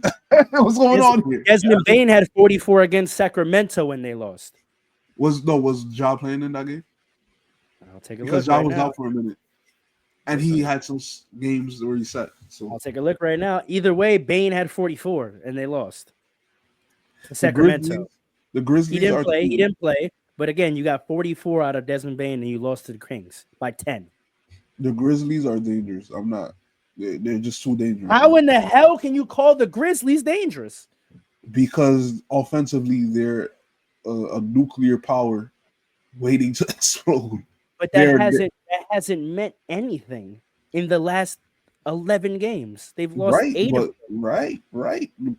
the playoffs are at hand. I said they have the skill set, they have the talent to score just as much as anybody else in the league, if not more. So, like I said, the Detroit's beating them, but I think the disrespect. I get what you're saying about the record, but like, nah, they're still dangerous, man. Regardless, it's like the Warriors before they got Jimmy Butler.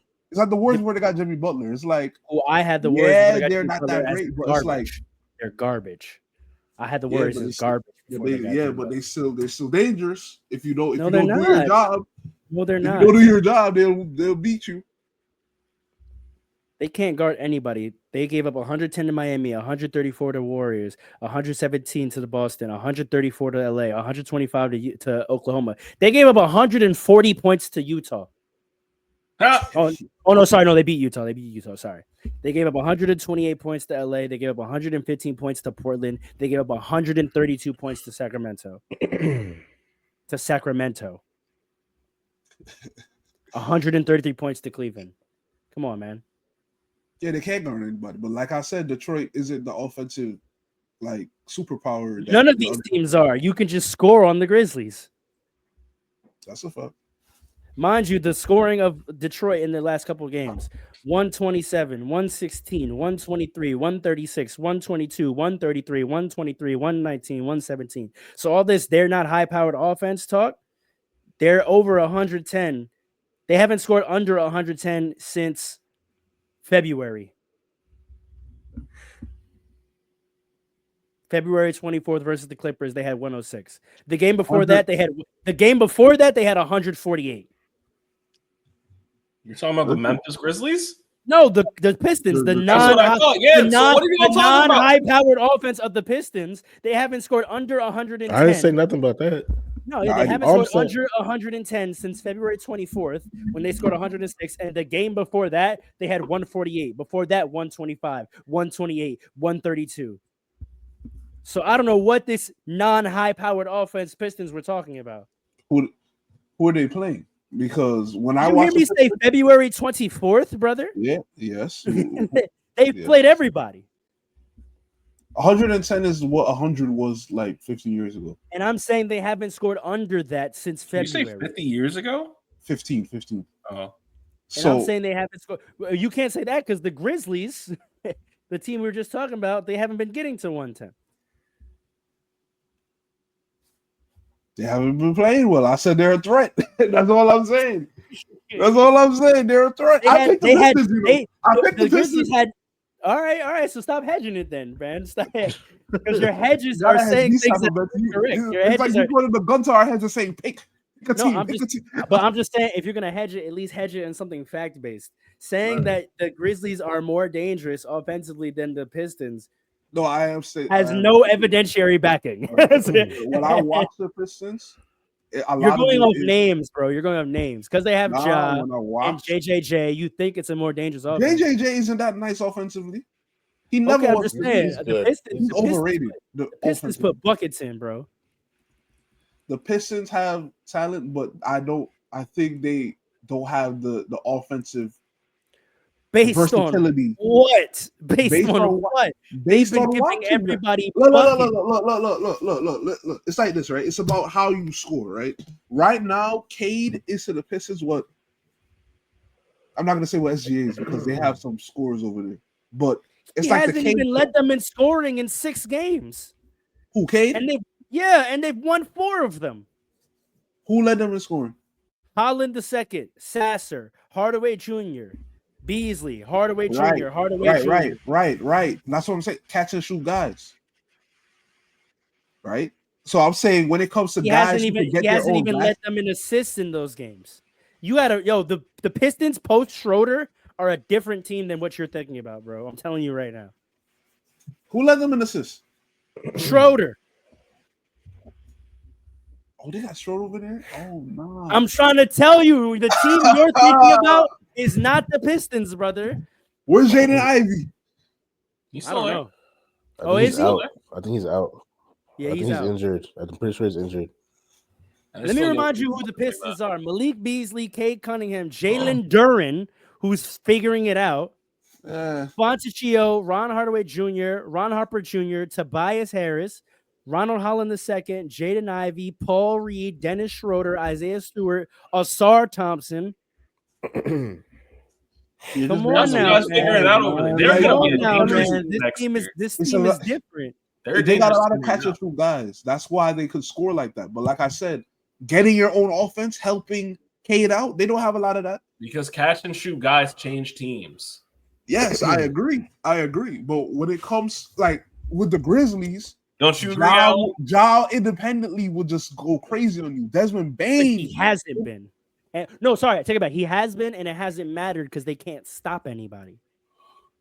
And which is why I picked the Pistons. All right, then stand on it. Stop hedging it. No, well, I'm saying the Pistons offensively don't have as much of a threat as the Grizzlies. I know you're looking. If you cut the water off on the Pistons, it's a wrap. Cut the water off. If you cut the water off on the Grizzlies with Ja, you still got some people to worry about. Right, but you're saying that like that's what I'm saying. Right, but here's the difference, right? Which team has a better chance of cutting the other's water off? This is why I picked the Pistons. Right. Exactly. The Grizzlies' water pressure ain't that good. Right. The water pressure ain't that good. All right. So to answer the question, then, so you have them beating. So then you have the Pistons winning. Sorry, you have the Grizzlies only winning 3 of their last 5. Yep. All right. So then I think it's an even split again. We have the Clippers getting the 6, and we have it going 6, 7, 8. Clippers, Timberwolves, Grizzlies. Allen and Andre, you have it staying the exact same. It's 6, 7, 8. Timberwolves, Clippers, Grizzlies. Mm-hmm. Yeah. All right. So no. Aren't I with? I have the.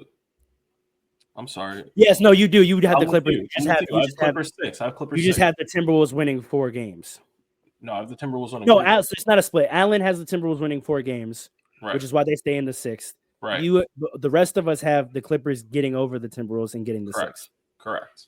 All of us have the Grizzlies staying in 8 because we all have the Grizzlies only winning 3 games. Right. I have them winning 2 games. Right. Right. But that's the difference. Okay, so then basically we have half of us have, so me and Paul have it go Thunder, Rockets, Lakers, Warriors, Nuggets, Clippers, Timberwolves, Grizzlies as the top 8. Dre has it Thunder, Rockets, Warriors, Lakers, Nuggets, Clippers, Timberwolves, Grizzlies. Allen has it going Thunder, Rockets, Warriors, Lakers, Nuggets, Timberwolves, Clippers, Grizzlies. Yeah. Do we want to talk about these play-in teams, the 9-10? What? Not really. Who's in does it? Let's ask the question. Let's say the Mavericks hold on to the 9 and the Kings hold on to 10. We're not even going to go through looking at the schedule to see whether they do or not. Let's just say that happens. In the play-in, we have Mavericks Kings. That first game, who do we have taking that? Kings. What a bad game. You're bugged out your mind. What a bad game, he said. I think AD gives you one crazy game, and it's that play-in game. Oh wait, I forgot De'Aaron Fox got traded. No, it's Mavericks. I have AD going for like a 35-15 game. What if DeMar goes crazy for him game? You said what? DeMar. And if he goes crazy for one game. It could happen, man. Zach LaVine's the one going crazy. I don't care. Yeah, man hasn't had. I'll be more scared about Zach LaVine. Is the one going crazy over there. Yeah, that's a fact. DeMar hasn't. Is Zach LaVine gonna ever play on a winning team? No, not on that contract. He won't. That's a fact. He's got to take a pay cut. Again, like I said, he got that contract in an era where your third best player got that much money, and the CBA has changed where that's now best player money. So no good team is bringing him on with that money.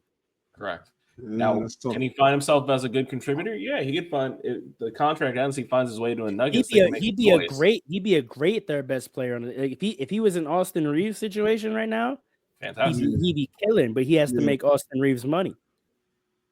And high key, Austin Reeves is underpaid.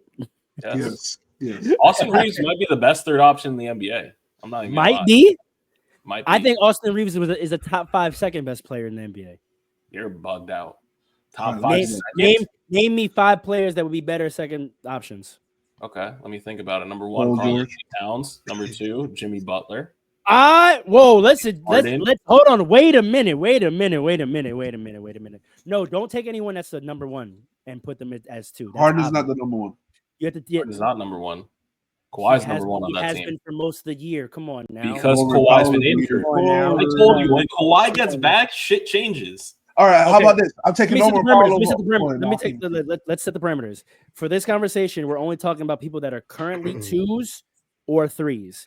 And whether they be better as a 2 than Austin Reeves as a 2. Okay. So the first person you said was who? Hold on. The first person Andre said Towns. You're out of your mind. No. Cat's 10 times better than Austin Reeves. Are you crazy? Would he be a better number 2 than Austin Reeves? Yes, he currently is. What are you talking about? Yes. He currently is. I'll say this. Defensively, Cat is so bad. Who's the better? Wait. Who's the better team right now? The Lakers or the Knicks? Here we go. The Knicks. It's close. And it's only close because our best player is injured. I'm not. I'll give the edge to the Knicks. It's not as far as part as people might think. Actually, why do you? Because we're nice. But here's where I can go. No one's saying you're not nice. Here's the difference for me. You haven't beat not one good team. Okay, not beat everybody else though. Sure, you haven't beat not one good team, not once. Not once. And y'all went on a crazy losing streak just now. Okay, but we've beat teams that are contenders. Y'all lost to teams you shouldn't have lost to. That's more than correct. the Knicks. Hold on. And we got our fair share of injury problems this year too. Wait. This is the crux of it. This is actually the crux of it. If we were a better team at eating our breakfast, we would be looking at a potentially 60-win year, right? But let me finish the point. If water wasn't wet, you could walk on it. Let me finish the point. If we finished our breakfast, we'd be looking at 60-win season because we have losses to teams that we shouldn't lose to. However, when you balance that, you are better at beating the teams that you should beat, right? That's why our records are comparable. However, when we look at beating good teams, beating contender teams, beating teams that we're going to play in the playoffs, we wax y'all in that. Yes. So if you take those two statements, which of those teams would you rather have? The team that beats everyone they should, but never beats anyone who's as good as or better than them, or the team that sometimes plays down to their opponent, but has a really good record against playoff teams? I mean, the problem with your argument is that which team going into the playoffs, which team would you rather be on? Both have playoff implications. No. Let's take the names away. If you're always losing teams, if you're always losing to teams that you should beat, that can actually, I know you might not think about it later, but that can actually affect you in the playoffs because there's weaknesses. Let's put the real context on it, right? If we constantly lose to teams that are not in the playoffs, but we have a great record against teams in the playoffs, versus you have a great record against teams not in the playoffs, but you have a terrible record against teams in the playoffs. When we get to the hold on, let me just lay out the hypothetical. Let me get to the damn hypothetical. It's not accurate. It's just not because it's not like we have a bad record against every team that's in the playoffs. You have a terrible record against the top teams. You haven't beat one against the top four. Against the top you haven't beat them. You haven't beat them ever. Which are the Thunder, which are the Rockets, which are the Celtics, which are the Cavaliers. We only have to beat one of those four teams one time. You have to beat them 4 times. Who do we have to beat 4 times? You know how you win a series? Yeah, I know how we win a series. Who are we going against? Which we're going to go against all 4 of those teams 4 times? That's what I'm saying. We only have to beat one of those teams in a series. That was stupid. You have to beat them 4 times to win. You're not listening to me. You're not listening to me. You have to. He's saying you have to beat. Andre, hold on. What he's saying is you have to beat one of those good teams in one series. You're not facing 4 good teams. Is that what you're saying? Yes, I'm saying we're not facing all 4 good teams in the playoffs. Right, I understand, but you're saying it as if you only have to win a singular game. No. I'm saying we only have to beat a singular team. I know, but here's what I'm trying to tell you. You're acting as if you've only lost to all those teams once. You've lost to 2 of those teams 4 times, and you've lost to the other 2 twice. So yes, you only have to face one of them, but you have to beat that team 4 times, and you haven't beat any of these teams once. And how many of those teams did we play completely healthy? That's a big, that's the big thing. Because by the playoffs, we're actually projected to be healthy. So that's a whole big. It's going to be the first time that we have Mitch back, and we're definitely going to have Jalen Brunson back. Alan, all I'm saying is, if you're talking about today, we're not doing projections. We're talking about today, who's a better team. If you have not beat any of the top 4 teams, not a single time, and you've played them a cumulative 12 times, there have been 12 games against these 4 teams. Wait, no, 8. Yes, there's been 12 games. You are 0-12. Right. And then if you look at us versus the top 4, I think we beat the Celtics once. I think we beat the Rockets twice. Already, that's a better record. I'll say this. Like, I understand who's better? Yeah, you guys have beat the Kings and the Suns and the Trailblazers and the Heat and the Raptors every time you're supposed to. Sometimes we lost to those trash ass teams. But when it comes to the top 4 teams, we can go to the top 6. We beat you twice. We beat the Nuggets 3. We beat the Nuggets 3 times. We would have beat you if you didn't injure our best player. But okay, go ahead. What about the first game? What about the first game when we didn't have AD and we won? Different team. Before y'all start arguing, different team. We didn't even have AD or Luka. We beat you. Hold on. Before y'all start arguing about that, like what you're arguing, Pharaoh. Like, I see what your point is, but I don't think like that makes y'all the better team. Is what I'm saying. Like, why? You know what I mean? Like, why? Also, it wasn't even the topic. We're talking about who's the second best player. Top 5 is second best players in the league. You're taking. All right, the Lakers, their bad situation is X. Knicks' bad situation is Y. That's what makes us better. But like, if they both just did what they're supposed to, both teams would be better. That don't make them a better team. I think the Knicks should be better than what they are. Yeah. But it's the same thing. The same thing like what you're saying with the Lakers. If they did what they were supposed to do, they would just have a better record. This is what I'll say to you. But what's the goal? Is the goal to beat bad teams or to beat good teams? This is what I'll say. To win a championship. This is what I'll say. Which requires what? Which requires you have to beat good bad arguments. Beat good teams. Yeah, right? But that don't. So if I'm looking at which team is better against good teams, and the goal is to beat good teams, then a team that's better at beating good teams is a better team. Pharaoh. Not necessarily true. Pharaoh, let me talk to you. Because you hear them making terrible arguments, right? Yeah. This is what I say to you, right? The playoffs are a different game. The playoffs are a different game. That's completely different. That still supports me. It's a terrible argument because you try to trap us into this one corner of answering your question. We're trying to tell you the Knicks have a better roster, than the Lakers, and that's it. Really. Sure, fine. You try to box us into this one corner. The Lakers, you could have the Knicks have a better roster. If they did what they're supposed to do, they'd be better. That's what I'm trying to tell you. I concede you have a better roster, right? If we're evaluating a team and we're looking at factors of being a good team, what's the most important factor? Is it roster? Is it how much you beat bad teams? That's not what we're saying. We've made one argument, and it's been all year. I got my old argument. I want to hear what is your strong.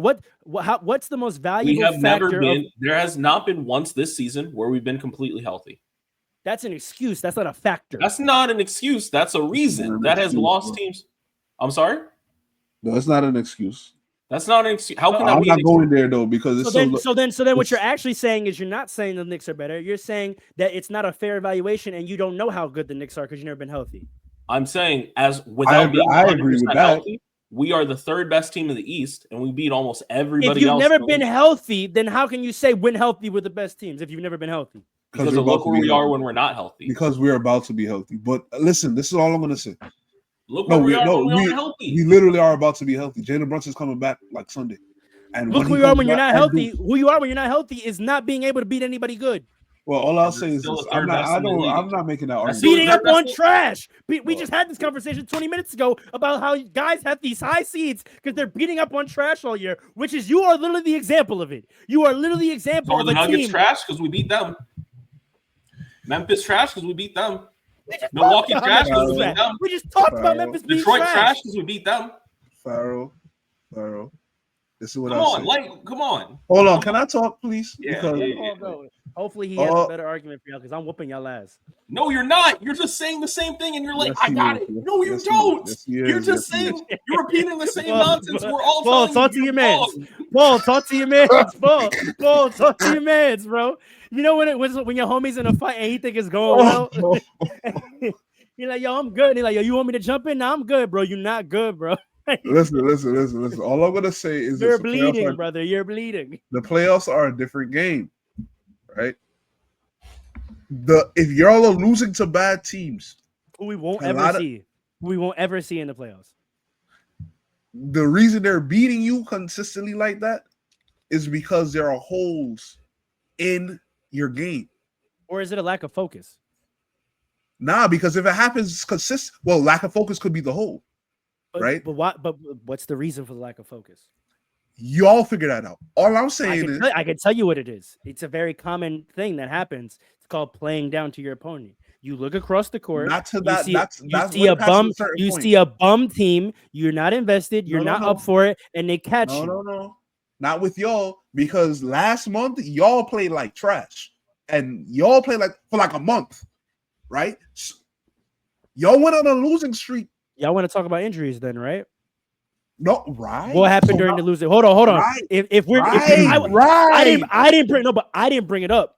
But if y'all want to bring, if you want to bring injuries into it, which Andre did, we lost 3 of our starters the last month during this losing streak you're talking about. And they attacked Luka, right? And LeBron. So under Andre's premise, we can't watch that because we weren't healthy. And you're not going to be that healthy because LeBron is dealing with an injury. I'm telling you, we are actually going to be healthy for the first time all year going into the playoffs. That losing streak was why we need to be careful. Listen, I understand what you're saying. No, but I didn't say this yet. I didn't say this yet. Because you're just focusing on LeBron. And you're saying that the losing streak, and you're only focusing on LeBron. It's not just about injuries. Losing streak. I agree, but since we want to go there, during the losing streak, which you're using as us not playing while going to the playoffs, that losing streak was mainly missing Rui and Jackson Hayes. Mainly, there are holes that have been exposed on the Lakers. That no, they haven't. No, they haven't. Now you're being denied. It's the 2 points connected. We were losing mostly because we didn't have Jackson Hayes and Rui. They came back and we started winning again. Everybody knows that defensively at the point of attack, y'all are sus. Very sus. That's a hole in your game that could very well be the downfall of y'all in the playoffs.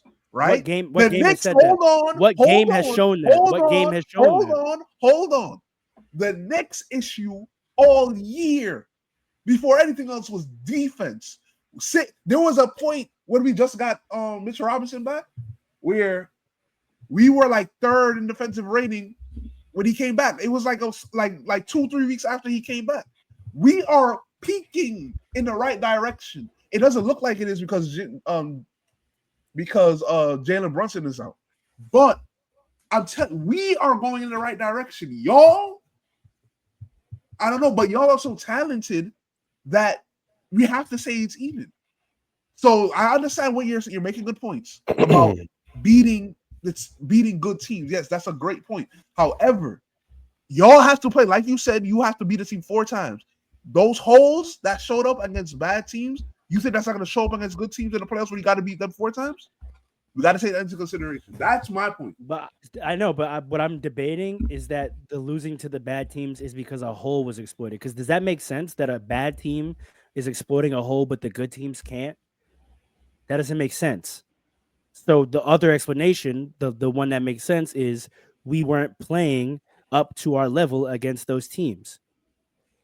Because if a bad team could expose our bad defense, why can't the good teams do that? I mean, a lot of different factors.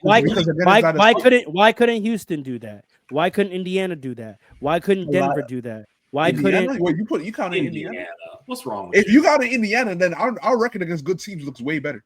100%. That's the point I was making. You want to do top 3 only? Yes, let's do top 3. Yeah. All right, I'll just go through top 3. Who we beat? We didn't beat none of them. Who's the top 3 again? Cleveland, Celtics, Knicks. We're the top 3. And then for us, it's us. So we have the top 4 then, because we're both the third. Yes. Okay, so then it's top 2. That's not just good. That's content. Yeah. So let me just throw this in there. So the narrative. Don't sidetrack us from the. I'm not sidetracking. I'm just letting you know because we're talking about the top 3, top 4. The narrative about the Knicks not beating the top 4 teams. They were talking exclusively about the Celtics, the Cavaliers, the Rockets, and the Thunder. Those are the only teams. Let's do it. Let's do it. Right. So there's only 3 teams. Hold on. What are we talking about? Hold on. Relax. Because let's do it. Because you're right. If we haven't been talking about this, then let's actually see if it makes a difference. If we throw the top 4 team in there because we are third, right? So we do the other 3 teams that are sort of in our bracket, right? The top 4 teams in the conferences, right? Mm-hmm. That puts the Pacers in there, and for the West, that puts the Nuggets in there, right? Mm-hmm. That is very significant. Because for both of our records, right? So if we go down there, right? Let's see. We lost to Cleveland. We lost to Denver. We lost to OKC. Lost to Cleveland again. Beat Boston. Beat you. Beat Indiana. Beat Denver. Beat you again. Lost to Boston. Lost to Denver, beat Denver, beat Indiana. Okay. What's that like 8 and 6? Let me count them. 1, 2, 3, 4, 5, 6, 7, 8, 9, 10, 11, 12. So out of 12 games, we have.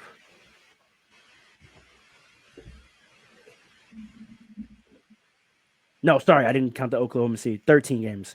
So out of 13 games, we have 7 and 6. 1 win, 2 win, 3 win, 4 wins, 5 wins. Yeah, 7 and 6. Yeah. If we do the same thing for y'all, I mean, we already know it's worse than that. Yeah. We're right. Yeah. Lost to Boston 0-1.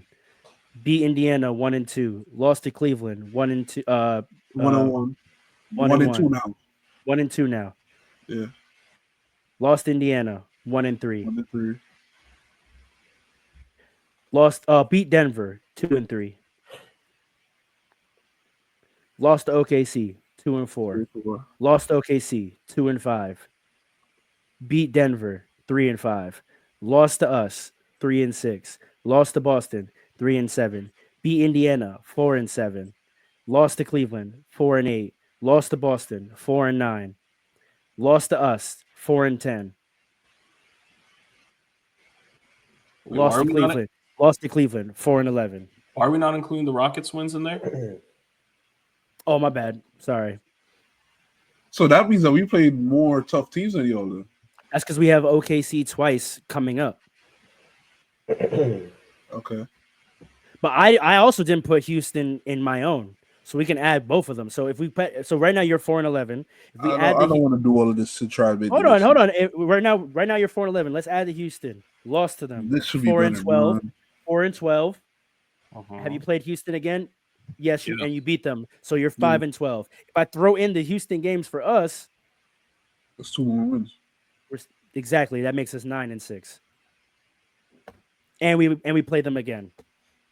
And we play to be honest with you, the only teams that stand out in the league right now are the Thunder, the the Celtics and the Cavs. That's really all that matters. So if you can't beat them, you're not gonna know it. And we beat Boston. But like I said, we are a different team. That's my whole point. All right, we can leave it there. But that's where I stand on it. If the Lakers and Knicks just so happen to meet in the finals for whatever reason, who are you taking, Paul? Knicks. That's obvious. If we're good enough to get to the finals, you know who we got to beat to get to the finals. Paul be honest about it. No, he won't. No, I'm being honest. He will be honest, but his honesty is informed by his. Oh, here we go. I'm gonna ask you. I believe that he believes it. I believe that he believes it. I'm gonna ask you too, though. Who do you think? First, you want to ask me? That's crazy. First, no, I'm gonna ask you. I'm gonna ask you. To get to the finals, we forget that. I just want to know a simple question: if they just happen to met in the finals, Lakers, Knicks, who you taking? All three of y'all. Who y'all taking? Of course, I'm taking the Knicks. You know how good we are. Who you taking? What? He's taking the Knicks. He's taking the Lakers. Jalen Brunson, Bunsen burner, Katie's burner phone. Lakers. That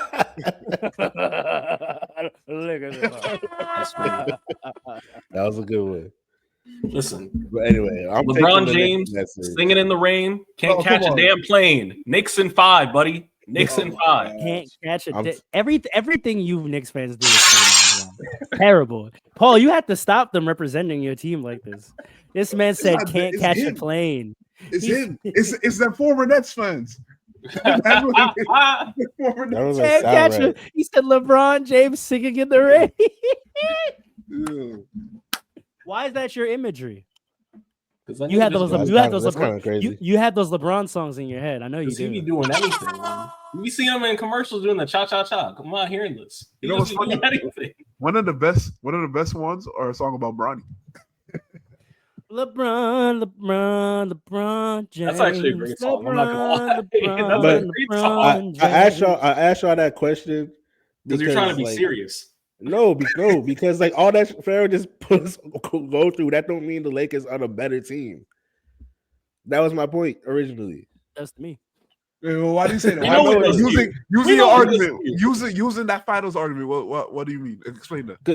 Because if you think the Knicks are a better matchup and better XYZ against the Lakers, their records against the other like top teams in the East don't mean that the Knicks are a worse team than the Lakers. That could be a matchup though. That could be a matchup. I would use the same. If it's a better matchup, it's a better team to me. I would use the same principle, but Alan, here's the thing. I would use the same principle for any of the other top 3 teams, right? And I bet if we I agree with you, but the question was about the Lakers Knicks. I know, but I'm saying if we picked 2 teams that weren't our fans of, I guarantee you everyone's gonna pick the team with the better record against good teams as the better teams in those matchups. I would put money down that we do. If we did Denver versus Indiana, or if we did Cleveland versus Houston, I guarantee every single one of the teams, if I asked you which team was better and you told me and then we checked, it would play out that the team you picked as better is the one that has a better record against. I agree with you, Pharaoh, but so what does that say? So what does that say? No, because you got to take context into. Listen, this team, in my mind, right now, we still haven't seen the final form, and we still don't know how good we are. This week coming is important for my team. For everybody. It's important for everybody. No, for different reasons. That's the whole point of the whole conversation that we've had this last 2 hours. For different reasons. Like, to tie to something else that I'm dispassionate from a little bit, that's why I don't rate Denver. Because of the losing they've done to the other teams in that group that I'm talking about. They're a better team now, though. I guess, but they're still losing. Like they lose to Houston. They lose to us. They lose to Boston. They lose to Cleveland. That's what I'm saying. They lost to y'all. Yeah, I think that's a matchup thing. But we played the Nuggets in the finals. We beat the Nuggets. That's a matchup thing. But that's my point, right? That's why I don't rate them. When they go against the teams they would have to beat to win a chip, they're losing. That's my. I apply it to. I'm universal with it. I'm not picking on the Knicks. We just happen to land on those 2 teams. But that's my rate for all the teams that are in those top 4 spots. Joker, how are you doing against the other teams in the top 4 spots? Joker has elevated his level of play to like Jordan levels. That's why we don't rate Houston either. Yeah, but Jokic has elevated his level of play to like Jordan levels where I can't count a man that good. Can we stop saying that? Can we stop using Jordan levels? Because Jordan levels is so much more than like statistical output.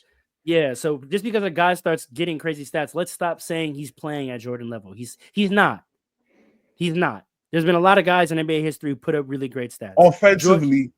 Jordan, this is all time great. You can't deny so much. Sure, but there's so much more that is being said when you said he's playing at Jordan levels. I'm just talking about offensively. I know we have to stop that though. We have to stop that. Okay. Fair point. That's what we have to stop putting Jordan into a conversation anytime a player starts putting some numbers up.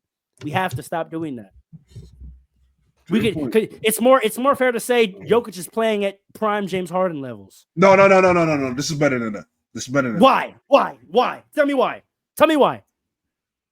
The level of impact on. First of all, we've seen we're still in the regular season, are we not? If we talk regular season, prime James Harden, the impact of his plays and stats on regular season winning, tell me Jokic is doing better. I think it's safe to assume that it will continue because this man has a chip already. Question. Which roster is better, this current Denver Nuggets roster or the prime James Harden Houston Rockets roster? I'm taking James Harden. James Harden's roster is probably better. Taking James Harden. Rockets. Yeah. This current Denver Nuggets roster is it's a little problematic. We're not about to disrespect my son Clay Capella, Trevor Ariza. Okay, let's talk about him. Eric Gordon. Prime Eric Gordon. Oh God. Come on, man. I won't debate you on it. I won't debate you. You got me there. All right, that's not a point for me. I'll let that one go because I was gonna say you just got busy. I was gonna say that Rockets team. No, I'm not talking about the Westbrook version. Obviously not. But I will use the pre-CP version because that team had 60 wins. So if we're gonna talk about regular season winning impact, James Harden was having a lot of regular season winning impact. Yeah, so it's not disrespectful. It's not disrespectful to say that no, this isn't Jordan levels. He's doing James Harden level, prime James Harden. It's like when it comes to regular season, you got to talk about Wilt, James Harden, and Jordan. Put Jordan. Steph Curry. Curry. I said Wilt, and you talking about? Come on, man. Put Jordan in a room. Put Jordan in the regular season. Jordan do what Wilt did. Lock the door when you. But here's what I'm talking about with Jordan. It's not with Jordan. I'm just saying there's so much else in the convo. So when you put Jordan in a conversation, you're improperly putting a lot of things in there. You know what one of them is? And you hate to talk about it. Two-way impact. Okay. Jordan won an MVP and DPOI. Unless you're doing that, don't tell me nobody's playing at Jordan level. Okay. Giannis and LeBron. Giannis and LeBron are the only two players who in the regular season have ever reached Jordan level of play. Okay. And Kobe. Giannis, LeBron, and Kobe in the regular season are the only players in NBA history who have ever touched Jordan level play. I think that's a podcast topic. It's a fact. If we're talking regular season performance, the only players who have ever touched Jordan level regular season, Giannis, LeBron, Kobe. That's it. No one else has even come. History, man. Wayne Wade has come and close. Tim Duncan. No. We gotta let's get off of this. Let's get off of this because this is gonna be an MVP DPOI candidate in each of his prime years. Not jacking it. We gotta not jacking Tim 30 minutes. No. This is another 30 minutes. I'm hungry.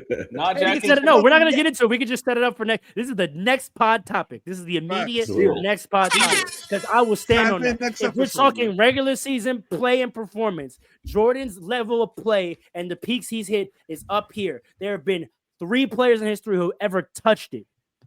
Giannis, LeBron, Kobe, Dwayne Wade is an honorable mention. He's come very close. Wilt, Shaq, Tim Duncan. Mr. Laker fan, Wilt. You gotta consider. I can't jack it. I can't. Based on that's next week. Can't jack it, bro. I can't do it. So you what? Why? Because you play against plumbers? Huh? Because he was playing against plumbers and handymen?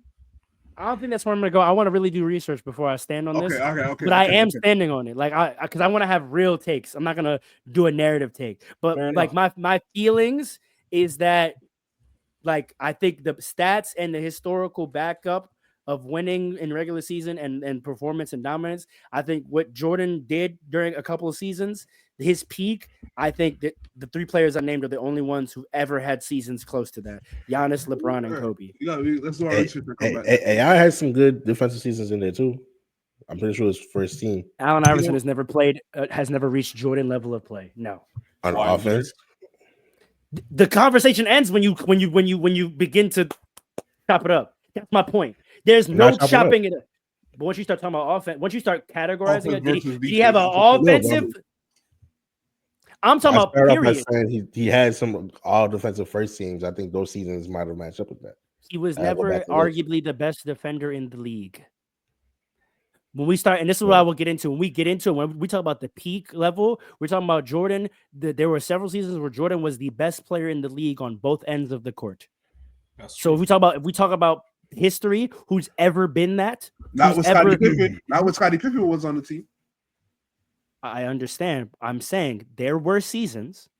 This is an undeniable fact. There were seasons in the NBA in Jordan's career where he was the best player in the league on both ends of the floor.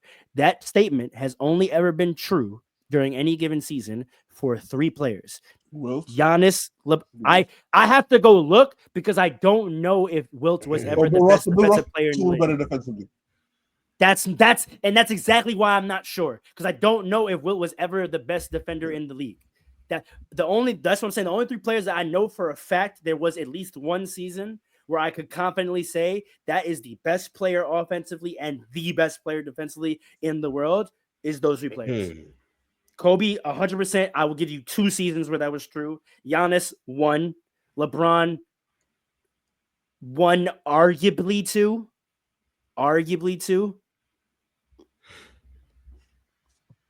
That's another episode. Jordan probably has 3 years where that was. Yeah, but I think we did a really good breakdown of the West, and no one cares about the East. The only thing I wanted to say about the East was like, really? The play-in is propaganda to keep those 3 markets in the playoffs. That's crazy.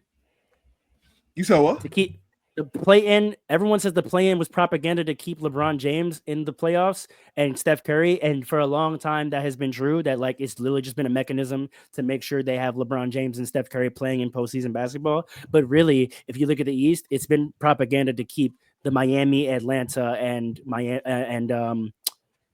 Chicago markets involved postseason. That's it. No, I just said they're just what. No, that's what it is. It's propaganda. It's propaganda. They want to keep Chicago, Atlanta. Get rid of it after LeBron and Steph got nice. I don't care about getting rid of it. I want to point out facts that in the East, the play-in has served no purpose but to keep Chicago, Atlanta, and Miami markets engaged. Let me ask you a question. Can you can make an argument that it was worth it because Miami got through to the playoffs, through the play-in, that got to the finals. Yeah, maybe. I'm just saying that the West markets don't have that problem. Even if LA is not in the playoffs, LA fans are watching postseason basketball. Golden State fans, even if Golden State is not in the playoffs, are watching postseason basketball. I don't know if Miami, Chicago, and Atlanta are watching postseason basketball if their teams are not involved. Wait, I'm confused. What do you mean by that? I think the majority of LA Laker fans, even if their team misses the playoffs, we're going to watch postseason basketball. Because you have a lot of bandwagon fans. Listen, you could say whatever the reason is. I would say the same thing about Golden State. Even if Golden State isn't in the playoffs or isn't a contender, they're going to watch postseason basketball. I am not so sure that Miami Heat fans, Chicago Bulls fans, and Atlanta Hawks fans are watching postseason basketball if their teams are not involved. And so I think that the play-in is a propaganda mechanism to keep those 3 huge markets involved with the NBA longer. I know what you're trying to say. Why? That makes no sense. Why? Because who cares about the Hawks? Well, say that again? Who cares about the Hawks? Who cares? Like, legitimately. The NBA cares about Atlanta and Atlanta viewership. Atlanta don't even care about the Hawks like that. From what I hear, it's a Falcon city. Falcons and Braves. That's what I hear. Yeah. I know one guy from Atlanta. He messes with the Hawks like loosely. It's a low-key important market. I would say it's probably the most important Southern market in the NBA. No. Truly Southern? Truly Southern. Southern? Truly Southern. Not the Southeast. I'm not jacking that. San Antonio. What do you mean? Market, not organization. Market. Okay. Market. I think Houston's a bigger market than I agree. Atlanta. Atlanta is not Southern like that, apparently, according to what people say too. They say like so many transplants are down there that culturally it's not even like, if that's what you're talking about. I mean, it kind of is, but kind of isn't. Like, it is more geographic to me, but I'm just talking about like in terms of market coverage, right? Like, we got the East Coast on lock due to Boston and New York, right? So like we got the East Coast markets that matter on lock. We need Chicago, which is part of my argument, right? Like to lock the East end.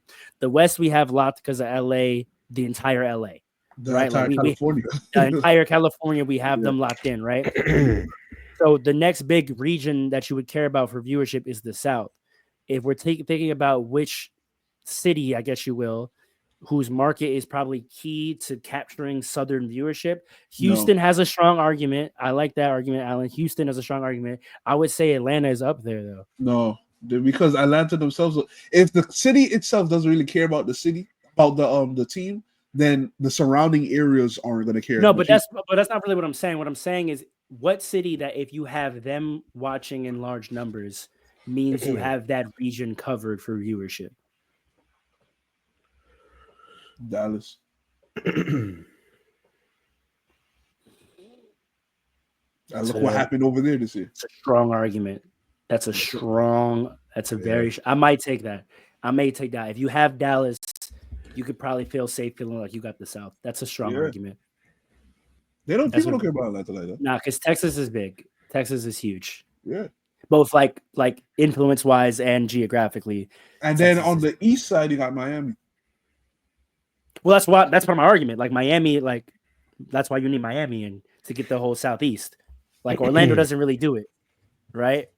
But regardless, though, the play-in came in when the Warriors and the Lakers weren't that great. Because let's put it this way. Which cities will have the most fans in that region that don't live in that city? Right? Like the Knicks. Having the Knicks is so important because so much of the East Coast is Knicks fans. The Knicks, you're gonna get Connecticut, you're gonna get Delaware, you're gonna get Miami. You know what I mean? Right, Miami, right? With the Celtics, with the Celtics, you're getting Boston, you're getting Rhode Island, you're getting New England, you're getting, you know what I'm saying? Vermont. New York too. Right? With LA, you're getting California, you're getting New Mexico, you're getting, you know what I mean? Arizona, like, you're getting all that from Lakers, right? Yeah. That's what I'm saying. In the South, which team, if activated, gets you the most of the South? I mean, Dallas is probably the. You're not considering Miami? No one in the main South is a Miami Heat fan. What you mean? See, the people. Here's the problem because Miami's Southeast is right on the coast, so you're getting coast. You're getting like Miami. You might get like the Carolinas, the Virginias. No. Here's the thing, right? It's about the amount of transplants that a city has, right? So, New York, people from New York move all over the East Coast. That's why. I wouldn't say it's the transplants. I would say like who is the team that the surrounding states that don't have a team would associate themselves with, right? A lot of those states don't care about ball like that. They're football places. No, of course, but in terms of coverage, right? So like with New York, we're getting 3 other states, right? In terms of fans. That's why though? Why? Because I think it's just no. Like I don't know. You have to act. You would correctly. Because I don't think it's the New York transplants in Connecticut that are Knicks fans. I think that if you're a Connecticut kid, like I know them. If you grow up in Connecticut, if you grow up in Connecticut and you're a ball fan, you're a Knicks fan. Or Celtics. Nah, I can tell you from personal experience. Like Connecticut people I know that born and bred Connecticut. Knicks fans. If you're upstate, are their parents from New York?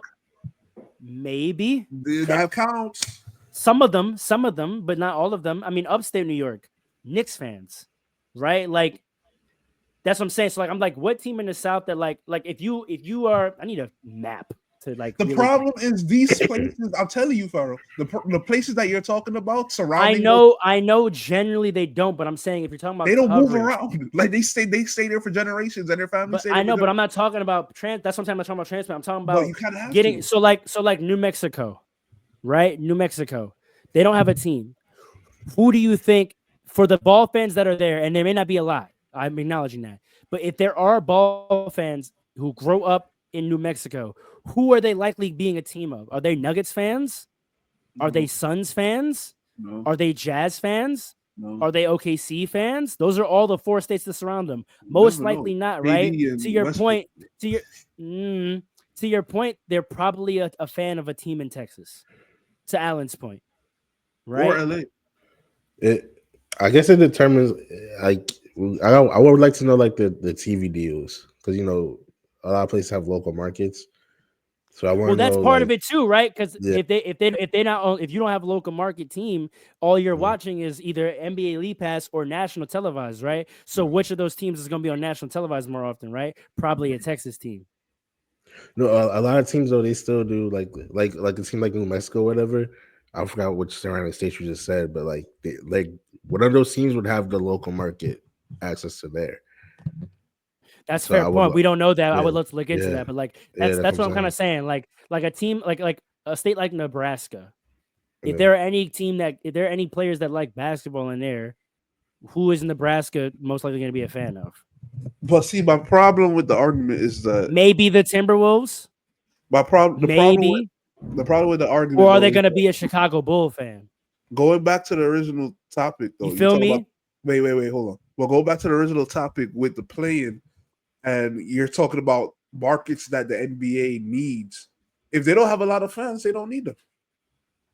I'm not talking about the markets they need. I'm talking about like the market they need to get the most coverage. So the market isn't New Mexico that they need. The market is whatever is the market that's going to bring in some fans from New Mexico and some fans from they're not that important. It's not enough to matter like that. Then. I think it does. I don't know. Right? Because like you said, the California teams get you Arizona, Nevada, Utah, Oregon, Idaho, Washington. Right, but that's because they, in my opinion, is because they got a lot of people from the places that have those teams.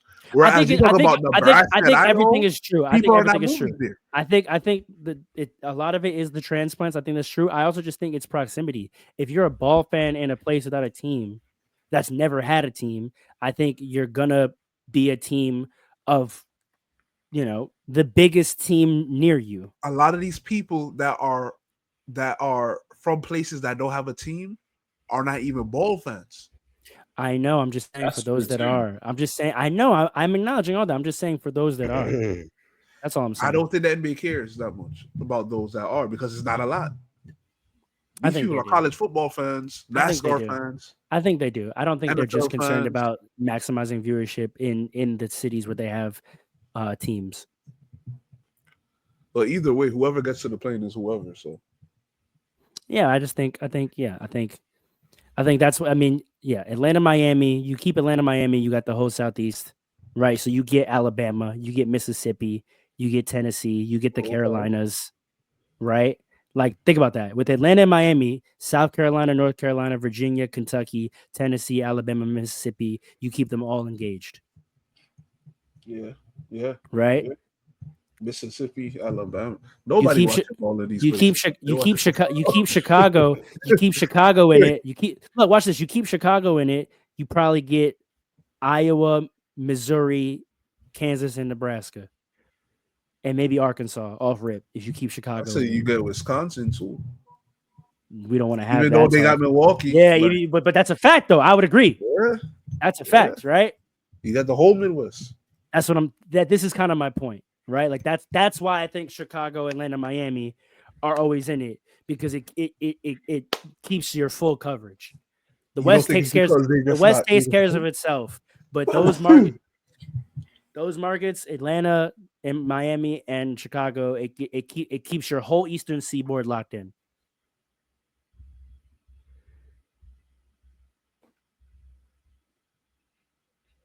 That's my big conspiracy theory about the plan. That's so you don't think is that they just not like they're just good, like good enough, I should say.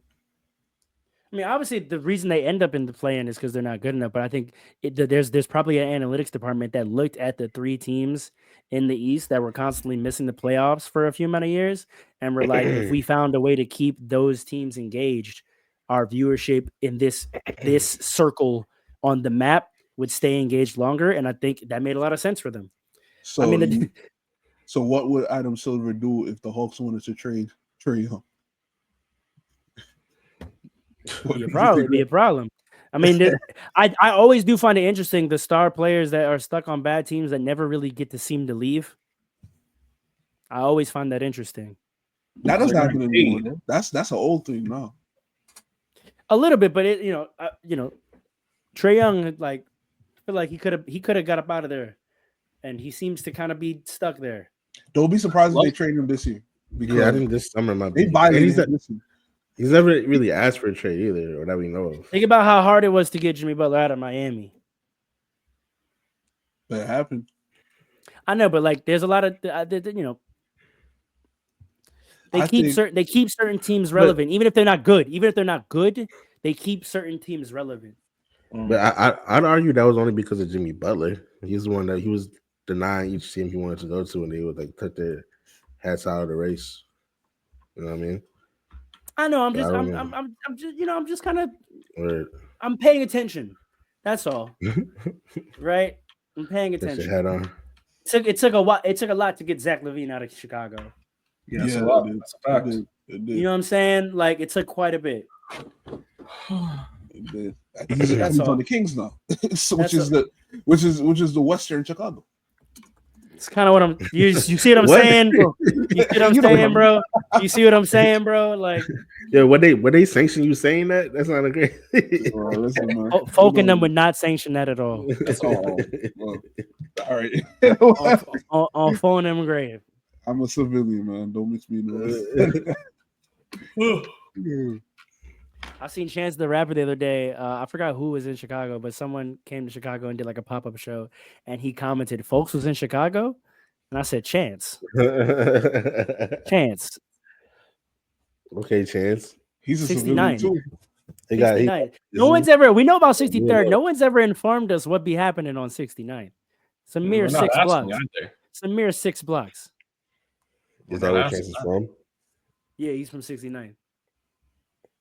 Was it part of a singer or something? Alderman. Oh.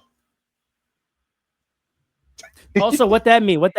I just found out this past year that Jadakiss came from a very well-to-do middle-class family and went to private school. So what that mean? Wait, really? Jadakiss? Let's end this podcast, man. So what that mean? Are you sure? Brother, look up Jadakiss's family. They own businesses. They do now. But... Since when? No. His father and mother owned businesses. He went to private school, and this is not me saying he's fake. I'm saying those children of that situation could still get outside, because his dad got on the podcast where I found this out and said like, yeah, like we always was trying to get him to. But when he really wanted to be when he really wanted to be an artist, and then we saw that he was good, we were like, all right, man, rock out. So it don't matter. It don't matter that Chance's dad was into politics. That means Chance could have still been at home, coming home after the street lights came on. We don't know. Don't let T. Moran hear you. Let's end it. Why would you break him up? We found out Jadakiss's name is Clarence, and his parents had a really good marriage. They did. A real good marriage. They did. They flourished.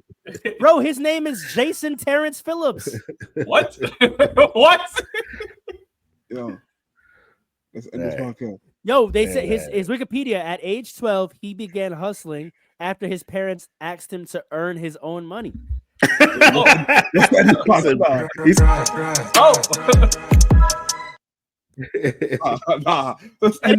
know what that is? No, son, we have money. You don't have money. You need to go get your own money. And he said, I mean, we do live in Yonkers.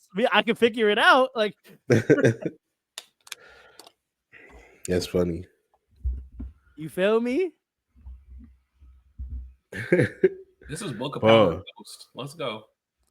I'm trying to tell you, bro. I'm trying to tell Paul's you. Out of here. Paul's out of here. Let's end this podcast. Let's end the podcast. I'm with him. So what's happening on 69th? That's what this. That's the question. That's a different podcast. It has nothing to do with Fast Breaks. Questions that need answers. But does it have with breaking fasts? No. Also, no. Belated Eid Mubarak to all the folk them. Belated Eid Mubarak. That's a fact. It was out in Newark last week, man. I bet they was. I bet they was. Yeah? I bet they was. I've never seen so many in my life. I was like, yo. It was mad. I was like, yo. Especially because I didn't know what the day was. I went out to a diner in Newark last week, and I was just like, what's going on today? And I realized it was a holiday. Brothers and sisters were trying to get their souls right. Is what's going on. Shout out to y'all. Shout out to y'all. Went right back to Haram the next day. Yo. Mm-hmm. All right, y'all. All right, let's. What did Lotto say? What did Lotto say on that Drake album? You're not celibate. Oh. You're not. Oh.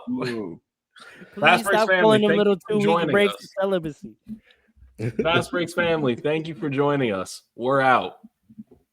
Yo, light it up. You said that's how they feel about Juneteenth. Stop it right now. They go outside like, hey, what's going on? No, it's the opposite. It's the opposite. Yo, if you ever go out in Williamsburg or Bushwick on Juneteenth, they be out with their cameras like there's like a touring circus in town. A touring circus is a wild word to Brother, I've been at a brunch. I've been at brunch and the DJ's doing a Juneteenth set, and we'll have some shirts on, and them folk will like walk down the street and be like, "Oh my God, look, they're celebrating Juneteenth," and pull out their phones. That's nasty. That's nasty. Nasty business. Immediately killed my mood. That's nasty. I don't want to be part of this no more. Look at them. I'm Look like, at this must be tradition. Imagine in 1690, they're like, oh, look, they're free. Look at them being all free and yo, look at them all free and happy. Look at them. Look for them all free. That's crazy. All right, y'all. Hell running around. We're out. Come on. Peace. Fastbreaks, we out. Catch y'all later. Freedom. Doesn't freedom look so nice? We don't need to know what's on 69. Come on. It's Fastbreaks. Listen.